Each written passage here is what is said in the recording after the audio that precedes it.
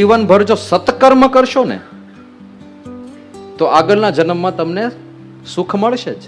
ભગવાન નિર્દય નથી. તમે સત્કર્મ કર્યું, કોઈને દુખી ના કર્યા, લોકોને મદદ કરી, ગરીબોને મદદ કરી, વિદ્યાર્થીઓને ભણાયા, નિસહાયને સહાય કરી, તો સત્કર્મ કર્યું તો આ જન્મે તમે બહુ મોટા સમૃદ્ધ માણસ બનશો, બુદ્ધિ ચોજાળી આવશે અને ગમે ત્યાં જ્યાં તમે ઇન્વેસ્ટમેન્ટ કરશો ત્યાં સફળતાઓ મળશે. દેખાય છે તમને એવા લોકો દેખાશે દુનિયામાં. આપણને એમ થાય કે આને યારી જાજી ખબર પડતી નથી, પણ જ્યાં જાય તો ધનના ઢગલા જ થાય છે ને ઘરમાં થાય. ગયા જન્મમાં કંઈક એવા સુકૃત કર્યા હશે. અને તમે ભગવાનને માનો ના માનો દૂસરી વાત છે, જુદી વાત છે, પણ જો પાપ કર્યા તો એનું ફળ મળશે. પણ આ પાપ અને પુણ્યના ચક્ર પણ બંધનકારી છે. ગમે તેટલા પુણ્ય કર્યા પણ લોકમાં તો આવવાનું, જન્મ તો લેવાનો જ, પુણ્ય ભોગવાય જન્મ લેવાનો. તમે આખી જિંદગીમાં એક પણ પાપ ના કર્યું, એકલા પુણ્ય કર્યા, જબરજસ્ત પુણ્ય છે, તો એ પુણ્ય ભોગવાય તમે આવશો. અને આખી જિંદગી પુણ્ય કર્યા છે એટલા પાવરફુલ માણસ બનો, બુદ્ધિ એટલી પાવરફુલ હોય, સંપત્તિ સાહેબી એટલી જબરજસ્ત હોય, બધા લોકો તમને ઓટોમેટિક અનુકૂળ થવા માંડે એવું તમારું વ્યક્તિત્વ ઘડાઈ જાય, કદાચ આખા જગતના રાજા તરીકે પણ પ્રસિદ્ધ થઈ જાઓ, એવું પણ થઈ શકે. પણ બંધનકારી તો ખરું જ. આ પૃથ્વી પર આવ્યા એટલે બંધન તો થવાનું જ. આ પૃથ્વી પર આવ્યા એટલે દુઃખ પણ રહેવાનું. બીજા કોઈ દુઃખ કદાચ ના આવે, કોઈ પ્રતિકૂળતા ના આવે, કોઈ માણસ તમને નડે નહીં, પણ પૃથ્વી પર આવ્યા એટલે જ્યારે કોરોના ફેલાય ત્યારે ગરીબ હોય કે તવંગર હોય કે બુદ્ધિશાળી હોય કે ગમે તે હોય, એને માસ્ક તો પહેરવા જ પડે, બરાબર ને? એને ધ્યાન તો રાખવું જ પડે, એને હેન્ડ સેનિટાઈઝ કરવા જ પડે. તો આ લોક દુઃખદાયી છે એટલે લોકના બંધન તો રહેવાના. ગમે તેવો મોટો મોટો મહારથી ભલે ન હોય, પણ લોક જ દુઃખદાયી છે. બીજા કોઈ દુઃખ ના આવે કદાચ ચાલો, પણ ભણવાનું દુઃખ તો ખરું ને. જેટલી વાર જન્મીએ એટલી વાર કક્કો નહીં શીખવાનું, એટલી વાર એબીસીડી શીખવાની, એટલી વાર સ્કૂલે જવાનું, ટીચરના લેક્ચર સાંભળવાના, અને ક્યારેક હાથમાં સોટી મારે તો એ ખાવાની. એટલે આ સંસાર આખો આવો છે, આ ચક્ર ચાલ્યા કરે છે. પણ સ્વકર્મ સૂત્ર ગ્રથિતો હિ લોકઃ, બધા પોતપોતાના પૂર્વ કર્મથી ગૂંથાયેલા છે.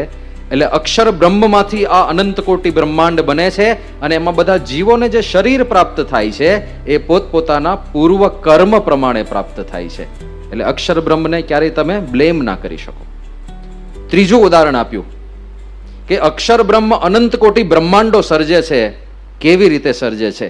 યથા સતઃ પુરુષાત કેશલોમાની તથાક્ષરાત સંભવતી વિશ્વમ. જેમ જીવંત વ્યક્તિના શરીર ઉપર કેશ અને રૂવાડા ઉગી નીકળે, એના માટે તમે કોઈ એક્ટિવલી પ્રયત્ન કર્યો? રૂવાડા ઉપર ઉગને કોઈ ખાતર પાણી નાખ્યા? કાંઈ જ નહીં, ઓટોમેટિક એની મેળે સાહજિક વિના પ્રયત્ને રૂવાડા ઉગે. બોલો, વિના પ્રયત્ને. એમ અક્ષર બ્રહ્મ અનંત કોટી બ્રહ્માંડનું સર્જન કરે વિના પ્રયત્ને, ખાલી સંકલ્પથી કામ થાય. આટલું સામર્થ્ય છે આ એ અક્ષર બ્રહ્મ. આ મુંડક ઉપનિષદના મંત્રો છે, આ હજારો વર્ષ જૂની વાતો છે, એમાં અક્ષર બ્રહ્મનો આવો મહિમા કયો છે. પછી આ જ મુંડકમાં એક બીજું દ્રષ્ટાંત આપ્યું છે કે યથા સુદીપ્તાત પાવકાત વિસ્ફુલ્લિંગાહ સહસ્રશઃ પ્રજાયંતે. જેમ એક પ્રદીપ્ત અગ્નિ હોય, તમે જોજો કદાચ ગામડે પેલો લાકડાથી અગ્નિ પ્રગટ કર્યો ને, લાકડાથી પ્રગટાવેલો, ઘરે ચૂલામાં એવું નથી થતું, પણ લાકડામાં અગ્નિ પ્રગટ કર્યો ને તો એમાંથી જુદા જુદા વિસ્ફુલ્લિંગો નીકળે, તણખા બધા બહુ નીકળે. તો જેમ અગ્નિમાંથી તણખા નીકળે છે ને, એમ અક્ષર બ્રહ્મમાંથી અનંત કોટી બ્રહ્માંડો એનું સર્જન થતું રહે છે. એવું દ્રષ્ટાંત આગળ આવે છે. તો ઘણીવાર આટલો બધો મહિમા સાંભળીએ અક્ષર બ્રહ્મનો કે અક્ષર બ્રહ્મ જગતના આધાર છે, અક્ષર બ્રહ્મ સૃષ્ટિના સર્જક છે. એટલે અક્ષર બ્રહ્મ તો સર્વ કરતા હરતા થયા ને, એમણે બધું બનાવ્યું કહેવાય. એમના આધિપત્યમાં એ તસ્ય વા અક્ષરસ્ય પ્રશાસને ગાર્ગી સૂર્યા ચંદ્રમસો વિદ્રુતો તિષ્ઠતઃ. એ તસ્ય વા અક્ષરસ્ય પ્રશાસને ગાર્ગી દ્યા વા પૃથિવ્યો વિદ્રુતે તિષ્ઠતઃ. બૃહદારણ્યક ઉપનિષદના મંત્ર છે. હે ગાર્ગી, યાજ્ઞવલ્ક્ય ઋષિ અને ગાર્ગી વચ્ચે સંવાદ છે. હે ગાર્ગી, આ અક્ષર બ્રહ્મના પ્રશાસનમાં, એમના આધિપત્યમાં સૂર્યા ચંદ્રમસો, સૂર્ય અને ચંદ્ર એ બધાને ધારણ કરનાર કોણ છે? આ અક્ષર બ્રહ્મ નામનું તત્વ છે. અત્યારે વૈજ્ઞાનિકો શોધે છે કે આ આખું સૂર્યમંડળ છે એને કોકે ટેકો આપેલો છે. અને પેલી આઈન્સ્ટાઈનની થિયરીમાં પણ આવા કંઈક ફોર્સની એક વાત આવે છે. There is sum unknown force જે આ બધાને ધારણ કરી રાખે છે. તો આપણી પાસે છે જવાબ. અનનોન ફોર્સ એ જ આ અક્ષર બ્રહ્મ છે. અક્ષર બ્રહ્મ બધાને ધારણ કરી રાખે છે. એવું લખ્યું છે બૃહદારણ્યક ઉપનિષદ. સૂર્ય ચંદ્ર આ બધાને ટેકો કોણ આપે છે? ધારણ કોણ કરે છે? એતસ્ય વા અક્ષરસ્ય પ્રશાસને ગાર્ગી. પછી કહે છે એતદ આલંબનમ શ્રેષ્ઠમ એતદ આલંબનમ પરમ. આ જ શ્રેષ્ઠ આધાર છે, એ સર્વાધાર છે આ અક્ષર બ્રહ્મ. અને એતદ આલંબનમ જ્ઞાત્વા બ્રહ્મલોકે મહીયતે. આ આલંબન અક્ષર બ્રહ્મને જો જાણી લીધું તો એ અક્ષરધામમાં જતો રહેશે, એને કોઈ ના રોકી શકે. આવું બૃહદારણ્યક ઉપનિષદ કહે છે. સાથે સાથે બૃહદમાં જ બીજી એક વાત કરે છે કે યોવા એતદ અક્ષરમ ગાર્ગી અવિદિત્વા અસ્માત લોકાત પ્રેતિ સકૃપણ. હે ગાર્ગી, કોઈ આ દુનિયામાં જન્મ્યો પણ અક્ષર બ્રહ્મને ઓળખ્યા વગર ઉપડી ગયો તો સકૃપણ એવું કીધું. એ બિચારો દયનીય પરિસ્થિતિ વાળો છે. અમુકને જોઈને આપણને દયા આવી જાય ને, કેવો બિચારો, કેવો કે જેણે આ અક્ષર બ્રહ્મને જાણ્યા નહીં, ભલે દુનિયાનો રાજા હોય, ભલે ધોમધોમ સાહેબી હોય, ભલે મોટો મોટો એક્ટર હોય, કેક્ટર હોય, ટ્રેક્ટર હોય, ક્રિકેટર હોય, જે હોય તે, પણ અક્ષર બ્રહ્મને જાણ્યા વગર ગયો, દયનીય પરિસ્થિતિ. આવું બૃહદારણ્યક ઉપનિષદ કહે છે. અક્ષર બ્રહ્મને જાણ્યા વગર ગયો તો કૃપણ, બિચારો દરિદ્ર છે, દયનીય છે, આખો જન્મ એને ખોયો.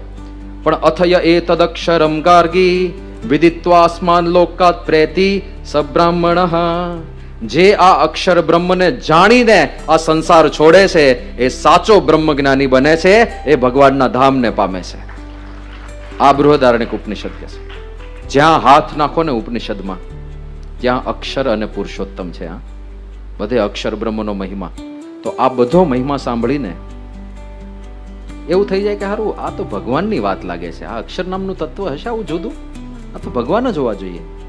પણ આ બધું મુંડક ઉપનિષદમાં આવ્યું, અક્ષર અક્ષર અક્ષર અક્ષર. અને પછી બ્રહ્મ વિદ્યાની વ્યાખ્યા આવે છે મુંડકમાં. યેનાક્ષરમ પુરુષમ વેદ સત્યમ પ્રોવાચ તામ તત્વતો બ્રહ્મ વિદ્યા. બ્રહ્મ વિદ્યા કોને કહેવાય? જેનાથી અક્ષર બ્રહ્મ અને પુરુષોત્તમ પરબ્રહ્મનું તત્વતઃ જ્ઞાન થાય, એ જ બ્રહ્મ વિદ્યા. તો અહીંયા તો અક્ષર ને પુરુષ, પાછા પુરુષ નામનું બીજું તંત્ર આવ્યું.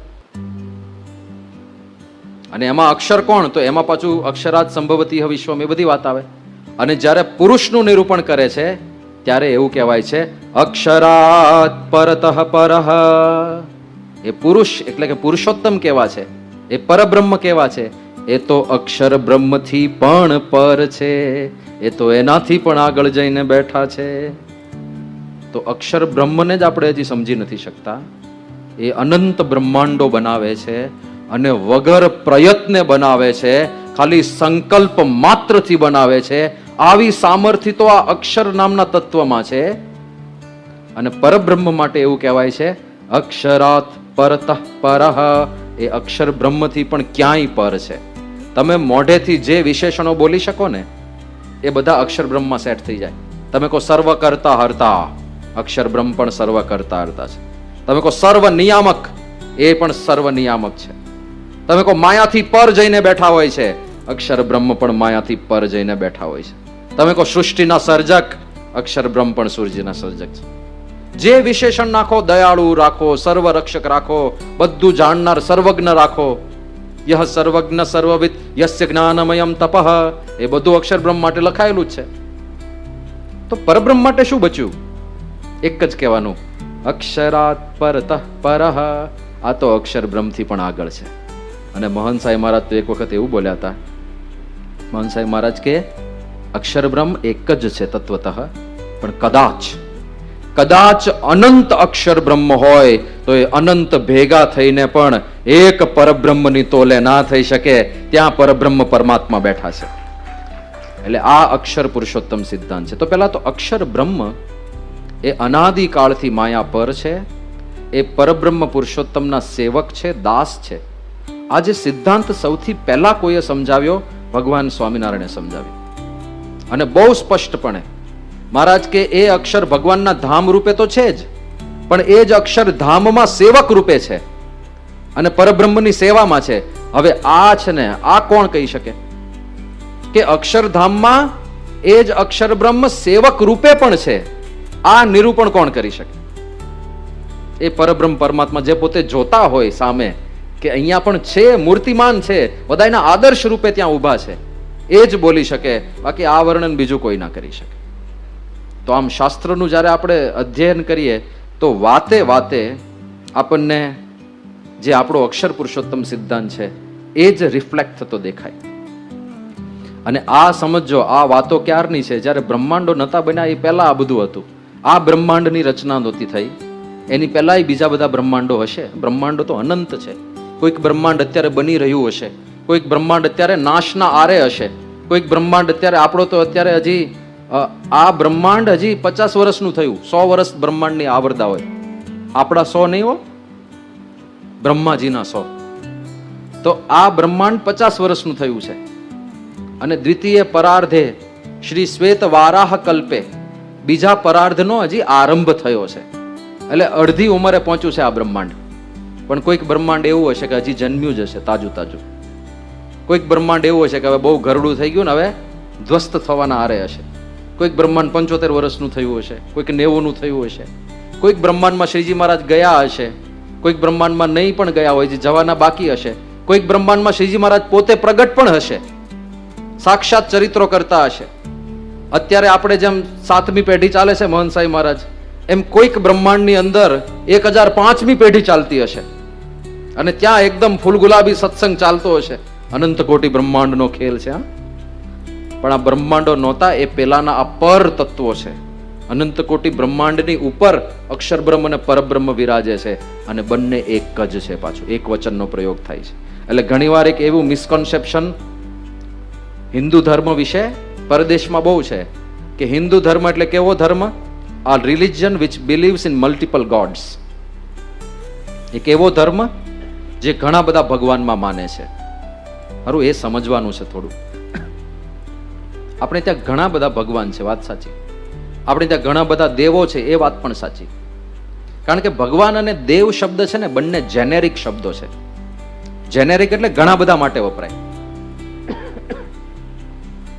ભગવાન શબ્દ શાસ્ત્રોમાં આપણે અભ્યાસ કરીએ, દાખલા તરીકે અહીંયા આગળ શૌનક ઋષિ એ જ્યારે આવ્યા અંગિરા ઋષિ પાસે મુંડક ઉપનિષદમાં, ત્યારે પ્રશ્નમાં શું પ્રયોગ કરે છે? કસ્મિન્નું ભગવો વિજ્ઞાતે. હે ભગવાન, શું જાણવાથી બધું જણાઈ જાય? એનો અર્થ એ થયો કે એક ઋષિ માટે પણ ભગવાન શબ્દ વપરાય છે. ભગવાન શબ્દનો અર્થ ભગ વાળો એવો થાય. જેની અંદર ભગ હોય એને ભગવાન કહેવાય. જેમ ધનવાન કોને કહેવાય? જેની પાસે ધન હોય એને ધનવાન કહેવાય. જ્ઞાનવાન કોને કહેવાય? જેની પાસે જ્ઞાન હોય. વિદ્યાવાન કોને કહેવાય? જેની પાસે વિદ્યા હોય. એમ ભગવાન જેની પાસે ભગ હોય. હવે આ ભગ શું છે એ સમજાવો. તો 6 પ્રકારના ભગનું નિરૂપણ શાસ્ત્રોમાં મળે છે. જ્ઞાન, શક્તિ, વીર્ય, તેજ, આવા બધા ભગ છે. પણ આ 6 માંથી એક પણ ભગ હોય ને તોય ભગવાન કહી શકાય. જેમ ધનવાન તો લાખ રૂપિયા હોય એ ધનવાન તો કહેવાય જ, પણ કરોડ હોય તોય ધનવાન કહેવાય, પણ અબજ હોય તોય ધનવાન કહેવાય, પણ 1000 અબજ હોય તોય ધનવાન કહેવાય. પણ ધનવાનમાં ફેર છે ને, ફેર છે. એમ કોઈકની પાસે ખાલી જ્ઞાન હોય કોઈ એક વિષયનું તો એ પણ ભગવાન પદવીને પામેલા છે. દાખલા તરીકે સંસ્કૃતનું વ્યાકરણ જેમણે લખ્યું, પાણીની, એને વ્યાકરણનું સારામાં સારું જ્ઞાન, તો એની આગળ ભગવાન વિશેષણ લાગે છે, ભગવાન પાણીની. તો ભગવાન શબ્દ બહુ જેનેરિક છે, ઘણા બધા માટે વપરાય છે. અમુક જગ્યાએ રાજા માટે પણ ભગવાન શબ્દનો પ્રયોગ થયેલો દેખાય છે. પછી બીજો શબ્દ છે દેવ. હા, અને પરબ્રહ્મ પરમાત્માની વાત થઈ હોય ને તો ત્યાંય ભગવાન શબ્દ વપરાય છે. એટલે આખી આમ સ્પેક્ટ્રમ છે, છેક સુધી વાપરી શકાય.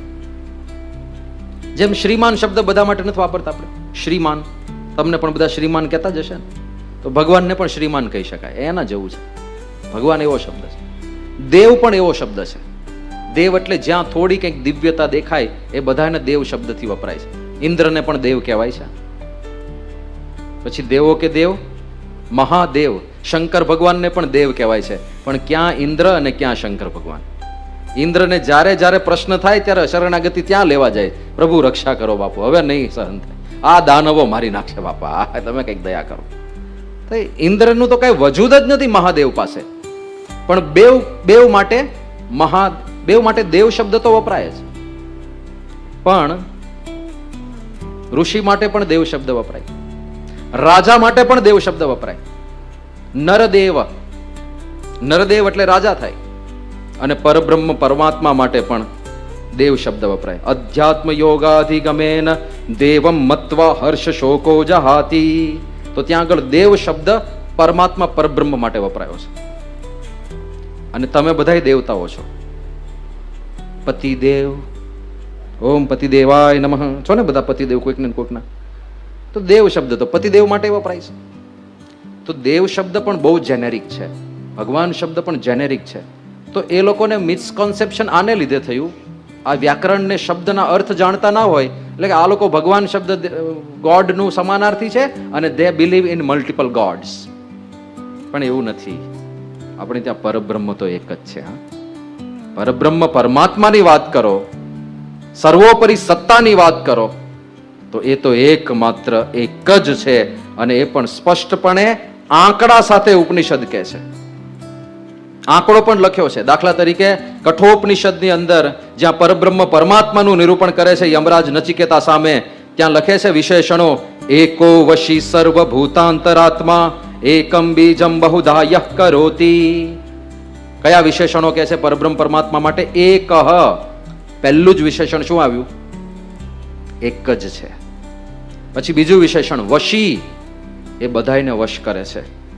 સર્વને વશ કરું રે, સૌનો પ્રેરક હું ભગવાન.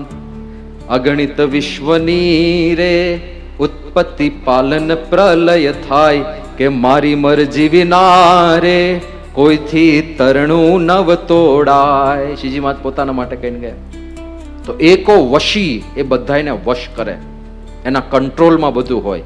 અને સર્વભૂતાંતરાત્મા, એ આપણા બધાયની અંદર અંતરાત્મા તરીકે પણ બેઠેલા છે.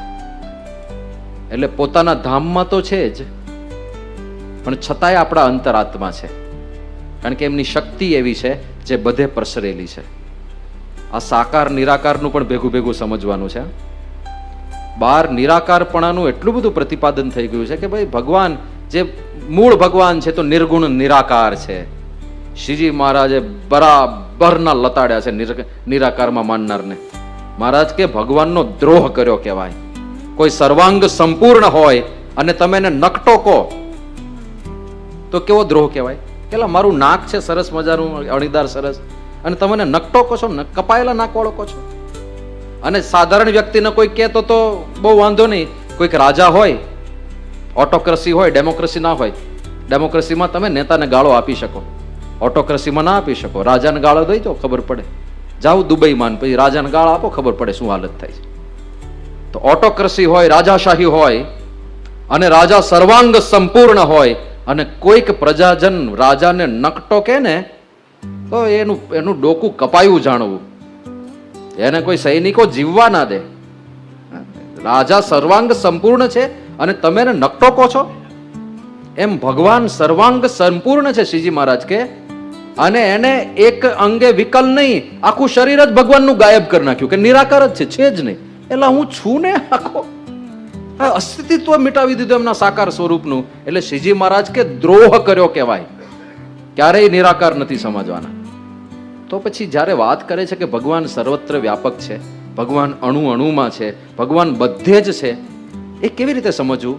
શ્રીજી મહારાજે બહુ સ્પષ્ટ સમજાવ્યું છે કે સાકાર છે એમના ધામમાં બેઠા છે. જો નિરાકાર હોય ને સર્વત્ર વ્યાપક જ હોય, એક જ સ્વરૂપ હોય, તો એમને ધામની જરૂર શું પડે? એમના અક્ષરધામની વાત કરી છે. તત્તે પદમ સંગ્રહેણ બ્રવીમી. એ પદની વાત કરી છે, ધામની વાત કરી છે. એવું ધામ છે જેમાં પ્રવેશ કરી શકાય છે, એટલે એની લિમિટેડ બાઉન્ડ્રી વાળું ધામ છે, અને એમાં ભગવાન નિવાસ કરે છે, એવી વાતો છે. તો કોઈક જગ્યાએ નિવાસ કરે છે એનો અર્થ એ થયો કે એ સાકાર છે, તો એ બધી વાતો ખોટી પડે. તો સાકાર સમજવું, નિરાકાર સમજવું, મિક્સ સમજવું, શું સમજવાનું છે? ત્યાં શ્રીજી મહારાજે અન્વય અને વ્યતિરેક બે સ્વરૂપ સમજાવ્યા છે. ભગવાન મૂર્તિમાન સાકાર છે, પોતાના બ્રહ્મધામની અંદર સ્વરાટ થકા વિરાજમાન છે, પણ પોતાની અંતર્યામી શક્તિ એટલી પાવરફુલ છે કે ત્યાં બેઠા બેઠા સર્વત્ર બધું કંટ્રોલ કરી શકે અને બધું જાણી શકે. હું અહીંયા હાજર હોઉં તો શું શું કરી શકું? હું અહીંયા હાજર હોઉં તો અહીંયા જે વસ્તુ થાય છે એને જોઈ શકું, અહીંયા જે વાતો થાય છે એને સાંભળી શકું, અહીંયા જે વસ્તુઓ છે એને હલાવી શકું. હું હાજર છું એનું આ, હું અહીંયા પ્રત્યક્ષ છું એના પરિણામો છે. ભગવાન એમના ધામમાં બેઠા હોય તો પણ ત્યાં બેઠા બેઠા અહીંયા આ બધું જોઈ શકે, અહીંયા જે વાતો થાય છે એ સાંભળી શકે, અહીંયા કોઈ પણ વસ્તુને હલાવી શકે. એનો અર્થ એ થયો કે ત્યાં રહ્યા રહ્યા પણ અહીંયા છે, અહીંયા હાજર હોય મૂર્તિમાન, એ બધું જ કરી શકે છે. એવી રીતે સર્વત્ર વ્યાપક છે. એ પોતાની સર્વાંતર્યામી શક્તિએ કરીને સર્વત્ર પ્રસરેલા છે. આ અક્ષર બ્રહ્મ ને પરબ્રહ્મ, આ તત્વજ્ઞાન ચોખ્ખું સમજવાનું છે. એના માટે આ સત્સંગ દીક્ષામાં બધું લખ્યું છે કે જીવ, ઈશ્વર, માયા, બ્રહ્મ અને પરબ્રહ્મ, આ પાંચ તત્વોને યથાર્થ સમજવાના છે. પણ પરબ્રહ્મ માટે સ્પષ્ટપણે લખ્યું એકો વશી સર્વભૂતાંતરાત્મા, એક જ છે, એ બધાયના વશી કંટ્રોલ કરનાર છે, બધાયના અંતરાત્મા તરીકે બેઠા છે. એ જ વાત છાંદોગ્ય ઉપનિષદમાં, આ એકો વશી વાળી વાત છે કઠોપનિષદમાં. છાંદોગ્યમાં એવું કેવું છે, સદૈવ સૌમ્ય ઇદમગ્રમાસિત એકમ એવ અદ્વિતીયમ, કે આ પૃથ્વીનું, આ સૃષ્ટિનું સર્જન થયું એ પહેલા સત નામનું એક તત્વ હતું. એ સત નામના તત્વમાં અક્ષર બ્રહ્મ અને પરબ્રહ્મ બંને ગણી લેવાના હોય છે. પણ એ અક્ષર અને પરબ્રહ્મ કેવા છે? એકમ એવ અદ્વિતીયમ, બે વિશેષણ આપ્યા, એક અને અદ્વિતીય. પણ એકની પાછળ પાછો જ લગાડ્યો. આપણે જ ની મહત્તા પહેલા દિવસે જોઈ હતી. જ ક્યારે લગાડાય? જ્યારે અત્યંત આગ્રહ હોય, સ્પષ્ટતા કરવી હોય તો એક જ આવજો જમવા, એકથી વધારે નહીં આવતા, ત્યારે જ લગાડાય. હું જ આવીશ એટલે હું, મારી સિવાય બીજું કોઈ નહીં આવે. તો જ્યારે જ લગાડીએ ત્યારે ભાર પડે છે. અહીંયા ભગવાનના નિરૂપણમાં એકમ એવ, એકની પાછળ જ લગાડ્યો કે એક જ છે. ભૂલમાં પણ સમજી નહીં લેતા કે એક કરતા વધારે ભગવાન હોય છે. પરબ્રહ્મ પરમાત્મા સર્વોપરી સત્તા એ તો એક જ છે. પછી બીજું વિશેષણ વાપર્યું અદ્વિતીયમ. એ પરમાત્મા, અદ્વિતીયનો અર્થ શું થાય? અનપેરેલલ, એમના જેવું બીજું કોઈ નથી, યુનિક છે. તો યુનિક છે એનો અર્થ એ જ થયો એક જ છે, એમના જેવું બીજું કોઈ બની પણ ના શકે ક્યારેય. તો ભગવાન એક જ છે. હા, હવે સમજીએ અવતારવાદ. એ પરમાત્મા જ્યારે જ્યારે જરૂર પડે ત્યારે પૃથ્વી પર જુદા જુદા સ્વરૂપે પ્રગટ થતા રહે અને એક અવતાર કાર્ય કરવા માટે આવે. એ દરેક અવતારનું એક લક્ષ્ય હોય, એ લક્ષ્ય સિદ્ધ થાય એટલે જતા રહે. આખી માનવ જાતના ઉદ્ધાર માટે નથી આવતા, ધર્મના સ્થાપન માટે આવે છે, પણ બધાના દુઃખ ટાળવા નથી આવતા, કારણ કે બધા દુઃખ જે ભોગવે છે એ પોતપોતાના કર્મ પ્રમાણે ભોગવે છે. એમાં એ ડિસ્ટર્બન્સ નથી કરતા, એ સિસ્ટમ તો એમણે ગોઠવેલી જ છે.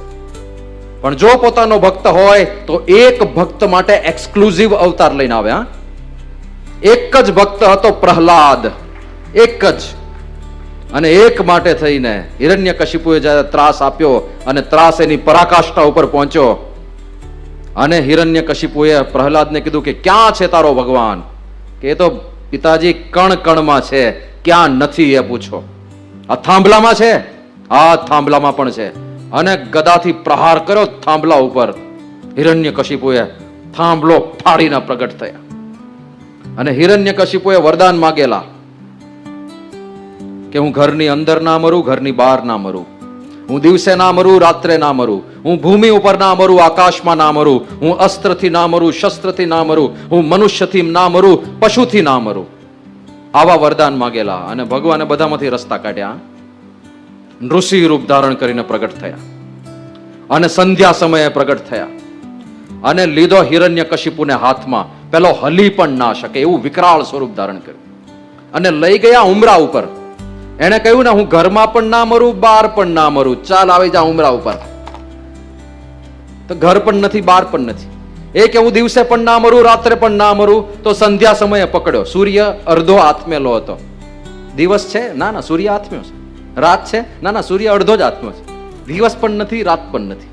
સંધ્યા સમયે ઉપાડ્યો કે હું જમીન પર પણ ના મરું, આકાશમાં પણ ના મરું. તો વચ્ચે ખોળામાં પકડી રાખ્યો. લટક ભાઈ હવે તો. પછી કે હું અસ્ત્રથી પણ ના મરું, શસ્ત્રથી પણ ના મરું. નખથી માર્યો, નખથી ફાડી નાખ્યો આખો. અસ્ત્ર પણ નથી, શસ્ત્ર પણ નથી. અને હું મનુષ્યથી પણ ના મરું, પશુથી પણ ના મરું. તો મનુષ્ય ને પશુ અડધું અડધું 50-50 કરીને આવ્યા છે ભગવાન. આવી જા મેદાનમાં. અને એક ભક્ત માટે સ્પેશિયલ અવતાર. અને પછી કઈ ઋષિ ભગવાન ટેબલ નાખીને બેઠા નથી, હાલો ભાઈ આવ્યો છો તો બધા પ્રશ્નો સોલ્વ કરતા જાઓ, હાલો હાલો જે કઈ સમસ્યા હોય બધા રજૂ કરતા જાઓ. કાંઈ નહીં. પ્રહલાદની રક્ષા થઈ. પ્રહલાદને સિંહાસન સોંપ્યું એટલે ઋષિ ભગવાનને દેહ છોડવો તો એટલે શંકર ભગવાન શરભનું રૂપ લઈને આવ્યા. બંને યુદ્ધ કર્યું પરસ્પર અને બંને દેહ છોડીને જતા રહ્યા. તો એ પોતાનો એક ભક્ત હોય ને, એક ભક્ત માટે સ્પેશિયલ આવવા તૈયાર છે. અને એક અવતાર કાર્ય એમનું નિશ્ચિત હોય છે, એ કરીને જતા રહેશે. ઘણી વાર લોકો પૂછતા હોય છે ને કે આ કોરોના આવ્યો ત્યારે ભગવાન ક્યાં ગયા હતા? હુઈ ગયા હતા? એટલે કોરોના લાવનાર જ એ છે. એમણે જ લાવ્યો છે કોરોના. તો ઘણી વાર દુઃખ જોઈને માણસને બહુ પીડા થઈ જાય કે આરું બહુ દુઃખી છે આટલા બધા. તો ભગવાન જેવું કઈ લાગતું નથી. આટલા બધા લોકો દુઃખી કેમ થાય છે? બધા પોતાના કર્મથી દુઃખી થાય છે ભાઈ. કેવા કેવા પાપ કરે છે દુનિયામાં લોકો, ખબર છે? અને પાપનું પુણ્ય, એ પાપનું ફળ ભોગવવા નહીં આવવું પડે કોઈને? આવવું જ પડે ને? ના આવવું પડે? અત્યારે આ મોબાઈલમાં કેવા કેવા કાંડ ચાલે છે. કેટલા લોકોની સંપત્તિ લૂંટાય. હમણાં કઈક આંકડો બહાર પડ્યો, આખી દુનિયામાં મોબાઈલ સ્કેમની અંદર લાખ કરોડથી વધારે રૂપિયા લોકોએ ગુમાવ્યા. લાખ કરોડ. લાખ અથવા કરોડ એવું નથી બોલતો હું. લાખ પાછળ પાછા કરોડ લગાડવાના. 1000 કરોડ, 10,000 કરોડ, 1 લાખ કરોડથી વધારે રૂપિયા લોકોએ મોબાઈલના સ્કેમમાં ગુમાવ્યા. નાના નાના નિર્દોષ બાળકો આ વિડીયો ગેમના જે આદિ બને છે. પહેલા લોકોને પૈસા કમાવા છે અને અહીંયા છોકરાઓની જિંદગીઓ બરબાદ થાય છે. અને એ મોબાઈલ ગેમ બનાવનારા જાણે છે કે આ ગેમ જે અમે બનાવી એ ઘાતક છે, બાળકોની માનસિકતાને વિકલાંગ કરી નાખે એવી આ બધી ગેમ્સ છે. છતાં એ લોકો બનાવે છે કારણ કે એમને પૈસા કમાવા છે. તો આ બધા ઘાતક કૃત્યો જે કરતા હશે એને સજા નહીં આપે ભગવાન? આ બધું જોનાર કોઈ નહીં હોય? આ બધું આધિપત્ય રહિત હશે? અને એમની સજા તો પાવરફુલ હોય પાછી, એ કોઈને છોડે નહીં. એમનું કઈ સરકારની જેવું તંત્ર નથી કઈ. સરકાર પાસે સજાની લિમિટેશન છે, સામે દયા પણ છે. કારણ કે કોઈ પણ ગુનો 100% પ્રૂવ થાય એવું અઘરું છે કોર્ટમાં, ખોટી ગવાહી ને આ ને ખોટા સબૂત ને. એટલે સરકારે લિબરલ રહેવું પડે. તો ભગવાન કાંઈ લિબરલ રહેતા નથી. જેટલું તે બીજા ઉપર વિતાવ્યું છે એટલું તારા પર વીતશે જ. એમાં મિનમેક ફરક નથી. તમે કહો ભગવાન કેમ આવું બધું, આ કેઓસ કેમ છે? તો કેઓસ એમણે રાખ્યો જ છે. તમે તમારું ભોગવવા આવો એટલા માટે કેઓસ છે જ. એમની જ રચના છે આ બધી. ભગવાન જ્યાં સુધી સમજાય નહીં ને આ તત્વ, એટલા માટે ભક્ત માટે એ આવશે. ભક્ત વત્સલ છે. એક ભક્ત માટે સ્પેશિયલ અવતાર ધારણ કરીને આવશે. પણ જ્યારે એમનો ઉદ્દેશ્ય પરમ કરુણાએ કરીને અનંત જીવોના ઉદ્ધાર માટે આવે, અનાદિ અજ્ઞાનના નાશ માટે આવે, પોતાનું સકલ ઐશ્વર્ય લઈને આવે, સાથે પોતાના દિવ્ય પાર્ષદો લઈને આવે અને પોતાના ધામ અક્ષરધામને લઈને પરબ્રહ્મ પોતે સંપૂર્ણ પ્રગટ થાય, ત્યારે એ આભા જુદી હોય, એ પ્રભાવ જુદો હોય, એ દિવ્યતા જુદી હોય, એ આકર્ષણ જુદું હોય. અને એ આપણને અનુભવ થયો આપણા ઈષ્ટદેવ પરબ્રહ્મ ભગવાન શ્રી સ્વામિનારાયણ પૃથ્વી પર પધાર્યા. એમણે કહ્યું કે ધામને જે વિશે મૂર્તિ છે, અક્ષરધામમાં જે મૂર્તિ છે અને અહીંયા તમારી સમક્ષ મૂર્તિ છે, એ બે વચ્ચે આટલો પણ ફરક નથી. આ એની એ જ મૂર્તિ આવી છે. શ્રીજી મહારાજ કે તેજને વિશે જે મૂર્તિ છે એ જ આ પ્રત્યક્ષ મહારાજ છે એમ જાણજો. મધ્યના 13માં સ્પષ્ટ આદેશ આપ્યો, આ એ જ સ્વરૂપ છે. અને એમના ચરિત્ર જોઈએ તોય આપણને નિશ્ચય થાય. આ પરબ્રહ્મની વાતો થાય છે ને, 5 તત્વમાં સર્વોપરી જે પરબ્રહ્મ તત્વ છે, જેના માટે કઠોપનિષદ એવું કહે છે, સા કાષ્ઠા સા પરાગતિ. આખો ક્રમ દેખાડે છે કઠોપનિષદમાં. ઇન્દ્રિયેભ્યઃ પરાહ્યર્થા અર્થેભ્યશ્ચ પરમ મનઃ. હવે આ સમજો, આખો ક્રમ, એની મજા છે. કેવું વિજ્ઞાન છે આપણે ત્યાં, એની આપણને ગરિમા સમજાશે. બહુ ભારે ભારે વાતો નથી લાગતી ને? બધું શાસ્ત્રનું થોડુંક છે ને. લે હા પાડે છે કાકા, ભારે લાગે છે? કરવી તો પડશે, પણ હવે સમજાય તે પાત્ર. હવે જો આખો ક્રમ દેખાડે છે કે કોણ કોના કરતા શ્રેષ્ઠ છે. ઇન્દ્રિયેભ્યઃ પરાહ યર્થાહ. અર્થ એટલે વિષય. ઇન્દ્રિયો કરતા વિષયો શ્રેષ્ઠ છે, એટલે વધારે પાવરફુલ છે. કેમ? ઇન્દ્રિયોને ખેંચીને લઈ જાય છે. ખેંચીને લઈ જાય ને. ના ખાવું હોય તો એ ખવડાવી દે, ના જોવું હોય તો કંઈક જોવાની ઈચ્છા, ખેંચીને લઈ જાય. ઇન્દ્રિયોને વિષયો ખેંચી જાય. એટલે ઇન્દ્રિયેભ્યઃ પરાહ યર્થાહ. ઇન્દ્રિય કરતા વિષયો પાવરફુલ છે, સબળ છે. અર્થેભ્યશ્ચ પરમ મનઃ. અર્થ કરતા પણ, વિષયો કરતા પણ મન પાવરફુલ છે. કારણ કે મન જો સબળ હોય ને તો ગમે તેવા પાવરફુલ વિષય હોય તો એ ના પાડ દે, નથી ખાવું. જા, આજે મારે એકાદશી છે, મારા ગુરુની આજ્ઞા છે, 56 ભોગ પડ્યા હશે તો હામું પણ નહીં જાઉં. હોય છે ને, બાળકો ના પાડી ત્યાં સ્કૂલમાં ખાવાની. પ્રવાસની અંદર ગયા હોય, પૂજા ભૂલી ગયા હોય તો 3 દિવસ ઉપવાસ કર્યા હોય પણ પાણીનું ટીપું ના પીધું હોય, એવા તો આપણે ત્યાં નાના નાના બાળકો છે. તો અર્થ કરતા, વિષયો કરતા મન એ ચડી જાય. કારણ કે મન જો પાવરફુલ હોય તો વિષયોને પણ તગેડી મૂકે. પણ મનસસ્તુ પરા બુદ્ધિ. મન કરતા બુદ્ધિ શ્રેષ્ઠ છે. કારણ કે મન ચાલે છે શેના આધારે? આ સમજવા જેવું છે. મન છે ને એ રેન્ડમ એક્સેસ મેમરી છે, જેમાં બુદ્ધિમાં રહેલી મેમરી લોડ થાય. થોડું કમ્પ્યુટર સાયન્સ ભણ્યા હશે એને ખબર પડશે. અને એ મેમરી ઉપર જે પ્રોસેસિંગ કરવાનું હોય ને એ મન કરે છે. હું વધારે દેશી એક્ઝામ્પલ આપું. આપણું મન આપણી સ્મૃતિ અને અનુભવ જે સ્ટોર થયા છે એને આધારે કામ કરે છે. દાખલા તરીકે આપણા મનમાં એક સ્મૃતિ અથવા તો અનુભવ છે કે સાપ કરડે તો મરી જવાય. બરાબર? અનુભવ તો નથી, પણ સ્મૃતિ છે, કંઈક વાંચેલું છે, કંઈક જ્ઞાન પ્રાપ્ત કરેલું છે, આપણી બુદ્ધિમાં એ સ્ટોર થયેલું છે. અત્યારે અહીંથી આમ સાપ અંદર આવે તો શું થાય?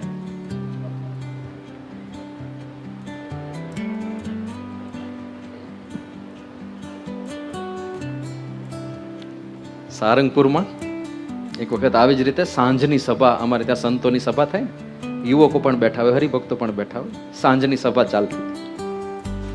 એક છોકરો આવી સેવા કરતા હોય છે ઘણા બધા, કે સાપને રેસ્ક્યુ કરે. કોઈક જગ્યાએ સાપ નીકળ્યો હોય તો જાય, પકડે અને જંગલમાં છોડી દે, જેથી નિર્દોષ જીવની હત્યા ના થાય, એક સ્પીસીસ સચવાઈ જાય. તો એ 4-5 જાતના જુદા જુદા સાપ પકડીને જંગલમાં છોડવા જવાનો જ હતો.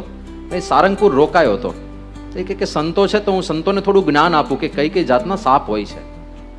એટલે એણે બધાય સાપ એક સભામાં જ બધું પ્રેઝન્ટેશન કરતો હતો કે આને આ પ્રકારનો સાપ કહેવાય, આ બિનઝેરી હોય છે, આવો દેખાય, આવી આવી ડિઝાઇન અંદર હોય, તો ગભરાવાનું નહીં, આ કરડે નહીં, અને કદાચ કરડે તો ખાલી લોહી નીકળે પણ ઝેર ના હોય આમાં. પછી બીજો સાપ કાઢ્યો, ત્રીજો સાપ કાઢ્યો, પેલી આંધળી ચાકર કાઢી, આંધળી હોય છે ને બંને બાજુ ચાલે ને. પછી એ બધું આખું એને બધું વ્યવસ્થિત સમજાવ્યું.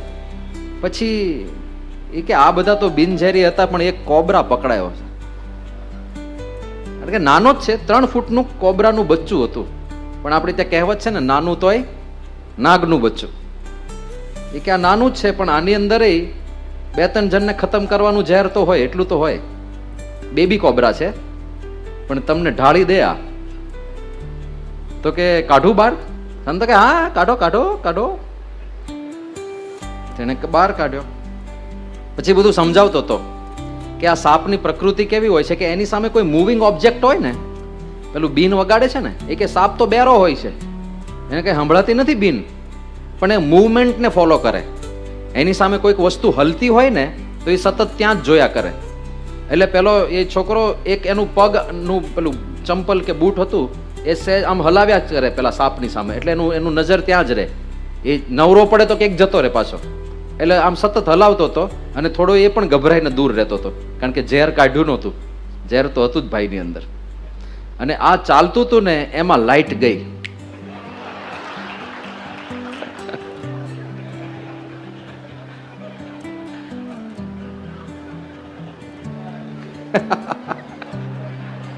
અમારે સારંગપુરમાં એવું જનરેટરનું સેટિંગ કરેલું છે કે 20 સેકન્ડ કે 30 સેકન્ડમાં જનરેટર ઓટોમેટિક ચાલુ થઈ જાય અને લાઇટ આવી જાય.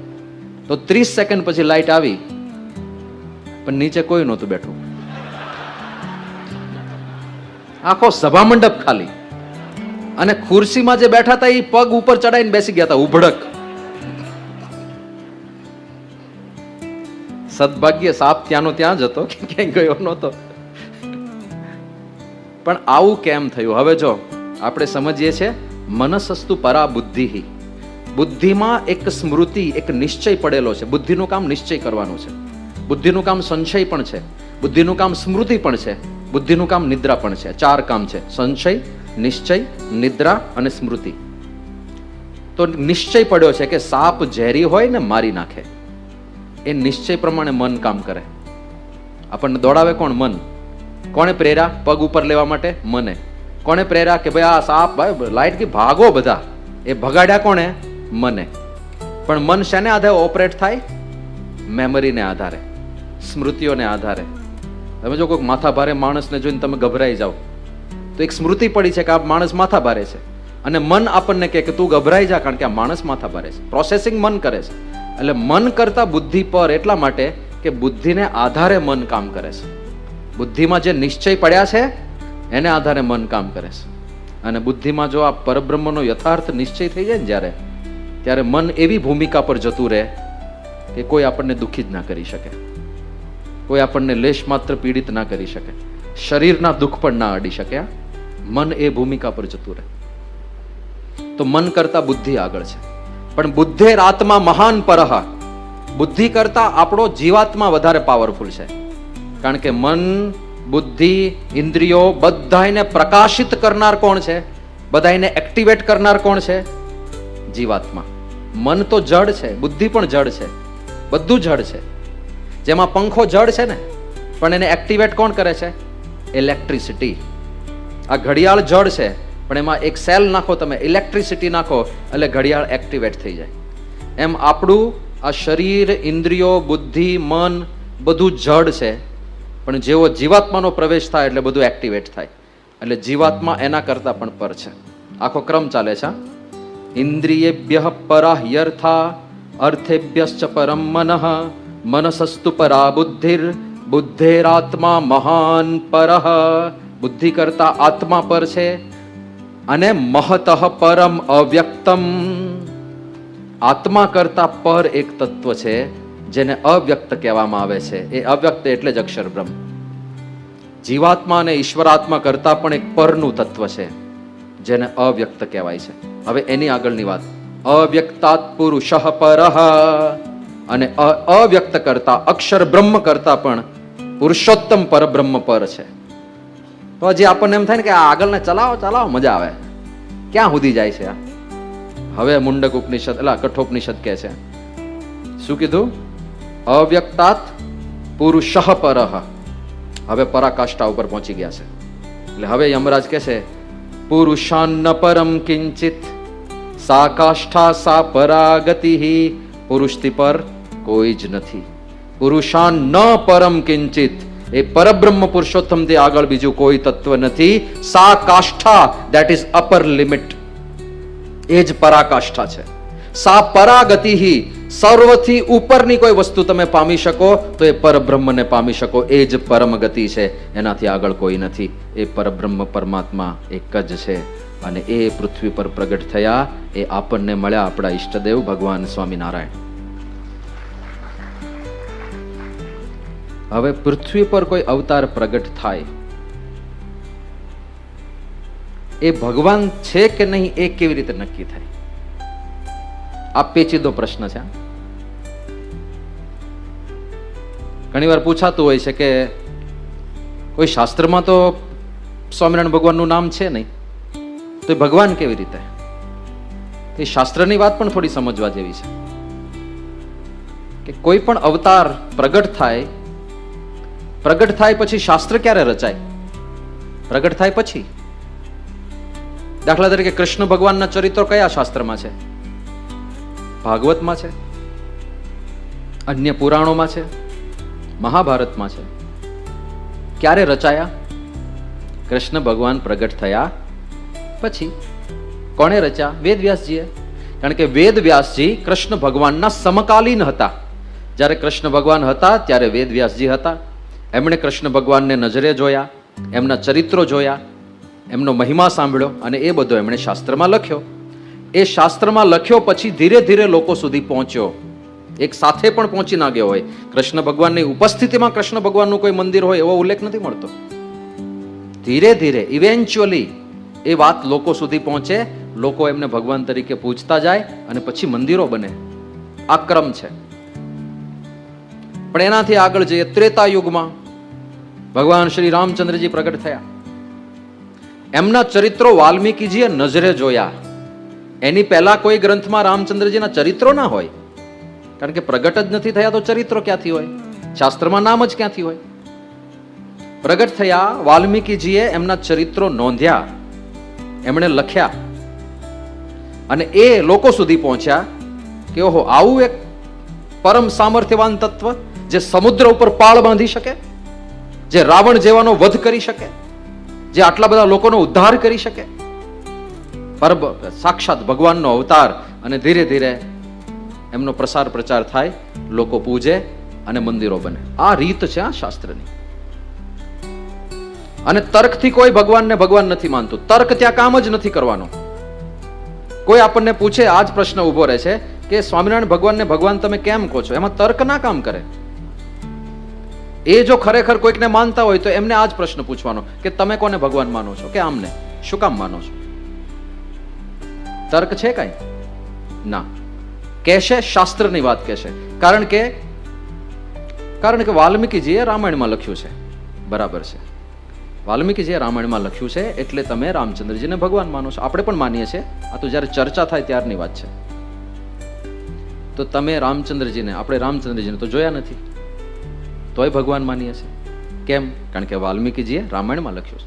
અચ્છા, આપણે વાલ્મીકીજીને પણ જોયા નથી, તોય ભગવાન માનીએ છીએ કારણ કે વાલ્મીકીજીએ રામાયણમાં લખ્યું છે. જે વ્યક્તિને આપણે જોયા જ નથી એના લખાણમાં કેટલો વિશ્વાસ, કેટલી શ્રદ્ધા. આ શ્રદ્ધા તત્વથી ભગવાનનો સ્વીકાર થાય છે. આ તર્ક બુદ્ધિ નથી કામ કરતી.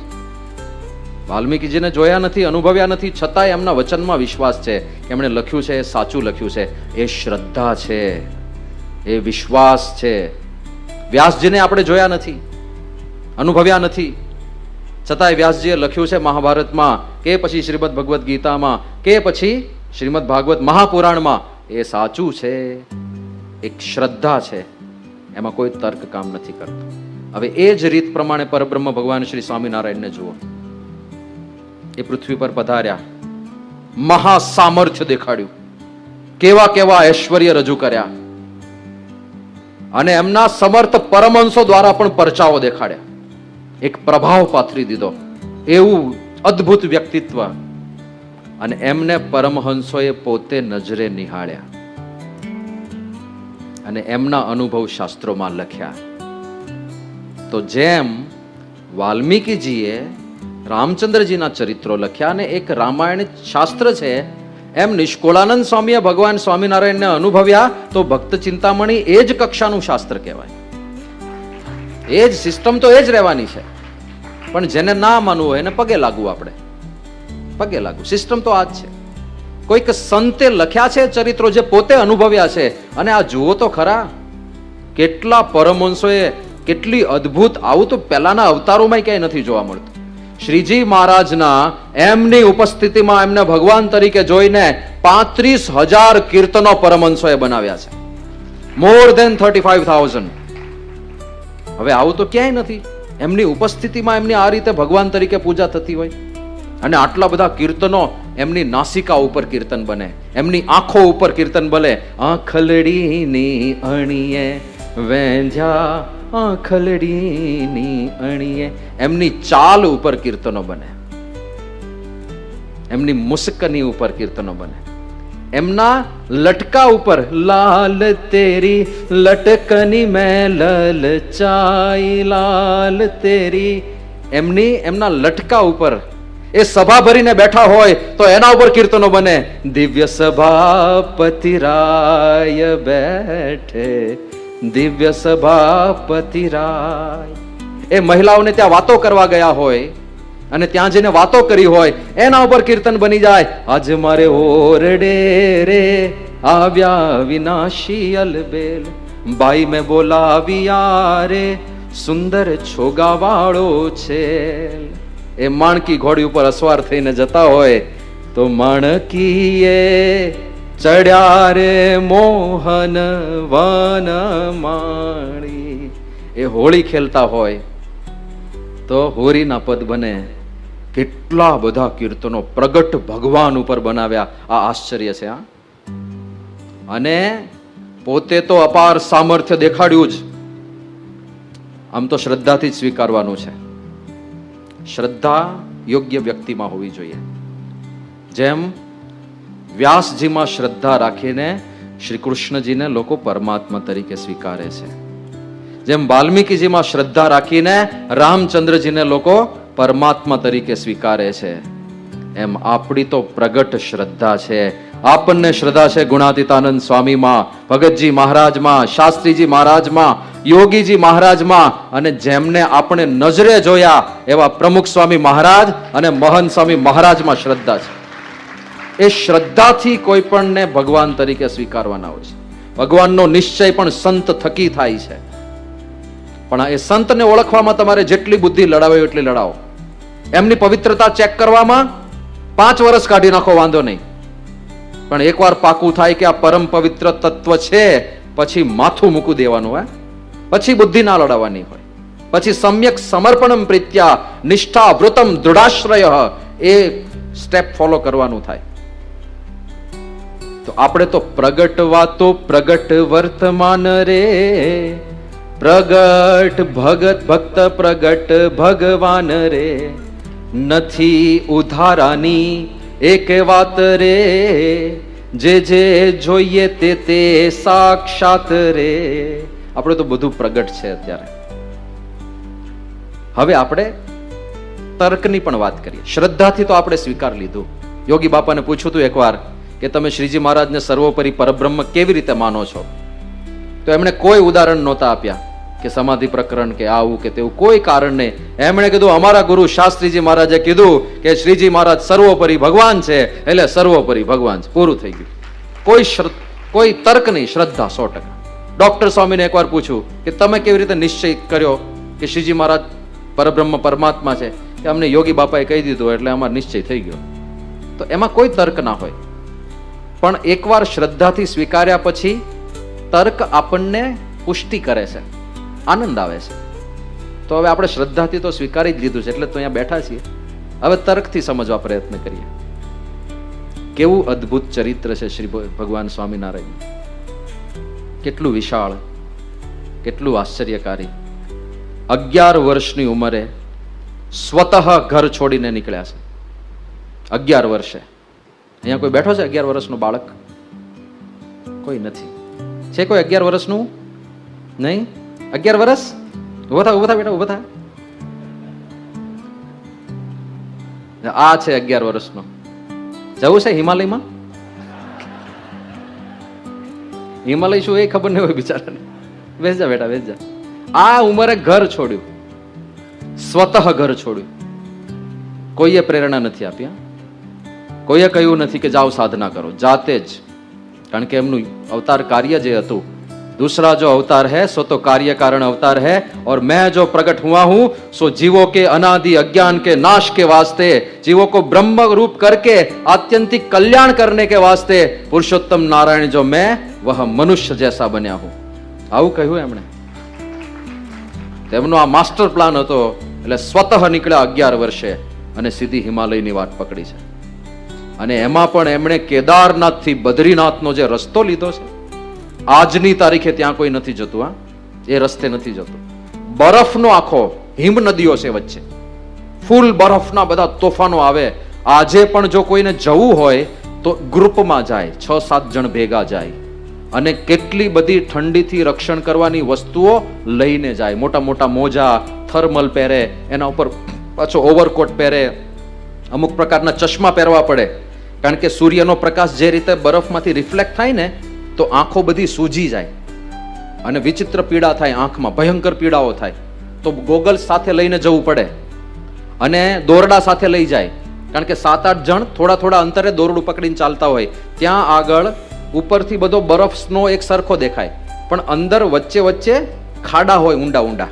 એટલે કોઈ ચાલવા જાય ને સીધો 25 ફૂટ ઊંડો જતો રહે. તો એકલો માણસ ગયો હોય તો 25 ફૂટ ઊંડો ગયો, સ્વાહા, કોણ કાઢવાનું એને?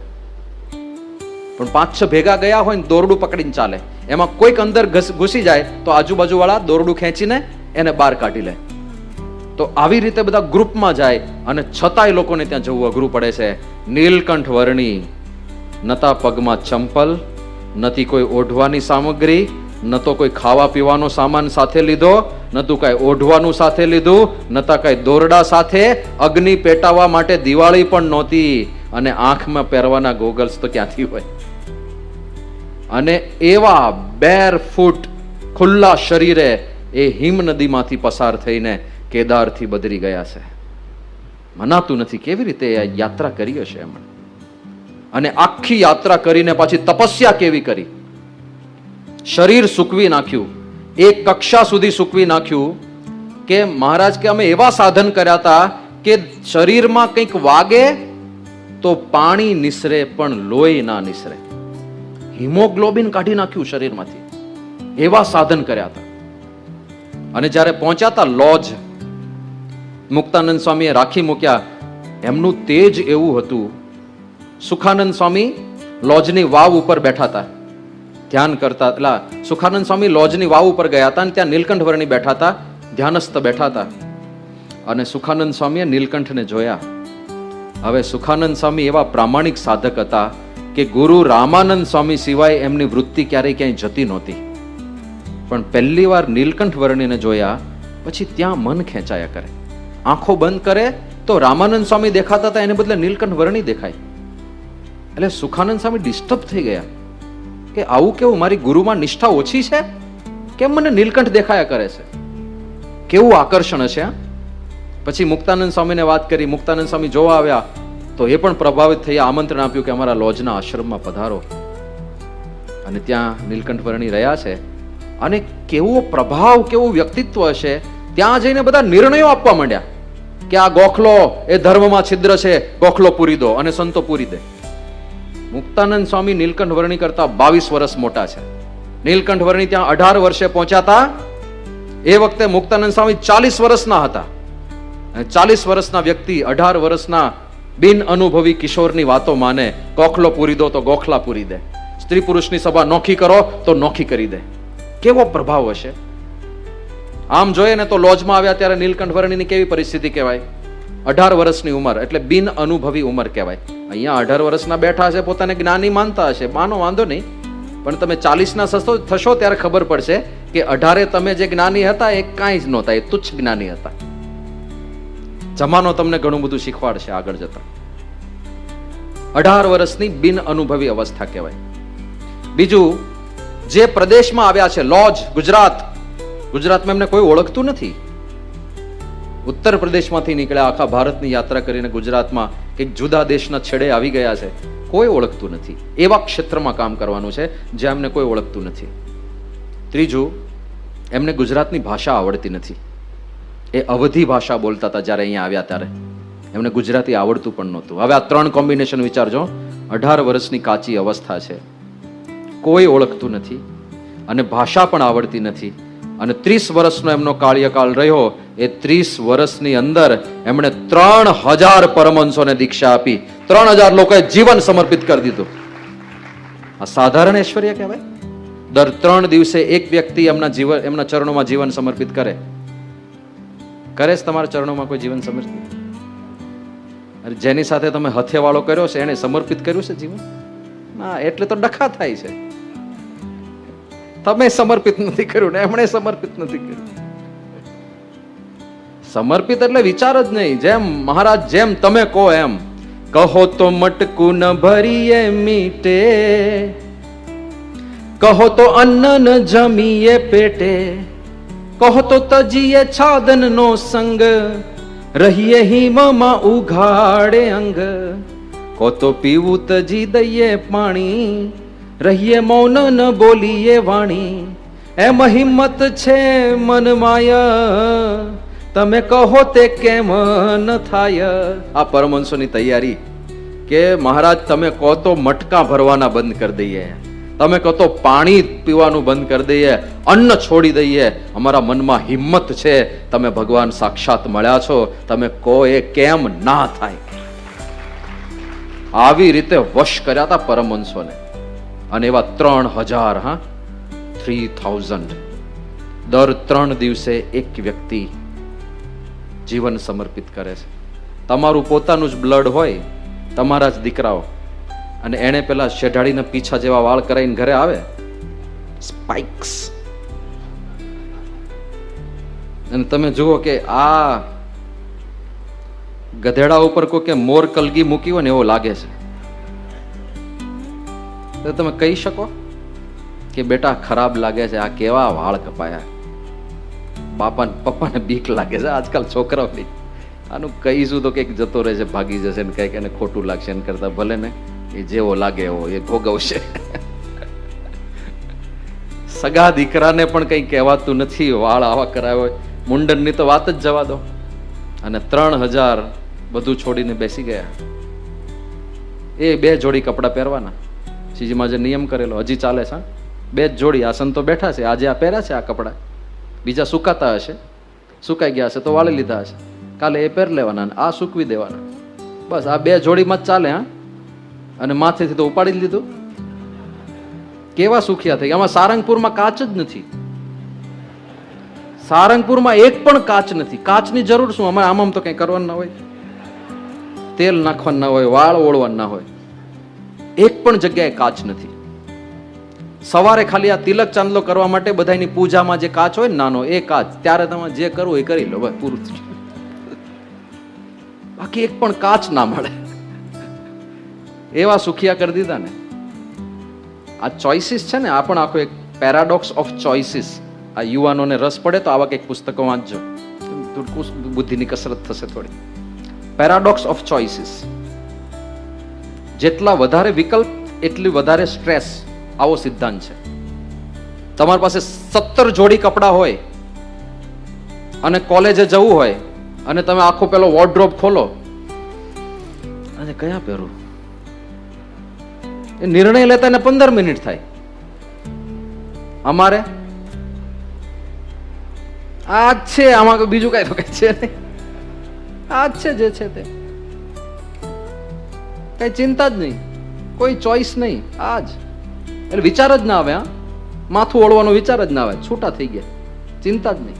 અને આ દુનિયામાં થોડા વિચારશીલ માણસો હોય ને, એ આ ફંડાને અનુસરે છે. સ્ટીવ જોબ્સ, ખબર છે ને તમને? કયા કપડા પહેરતા હતા? કાળું ટી શર્ટ અને બ્લુ જીન્સ. જીવનભર એક. હવે દુનિયાનો મહાધનાઢ્ય માણસ છે, કરોડોપતિ, અબજોપતિ છે, પણ એક જ કપડા, કાળું ટી શર્ટ, બ્લુ જીન્સ. છે હિંમત? ના પાડે છે. ભૂલમાં આ પાડી દે, પાછા સ્વામી કઈક વળગાડી દે છે, લેંગો જબ્બુ.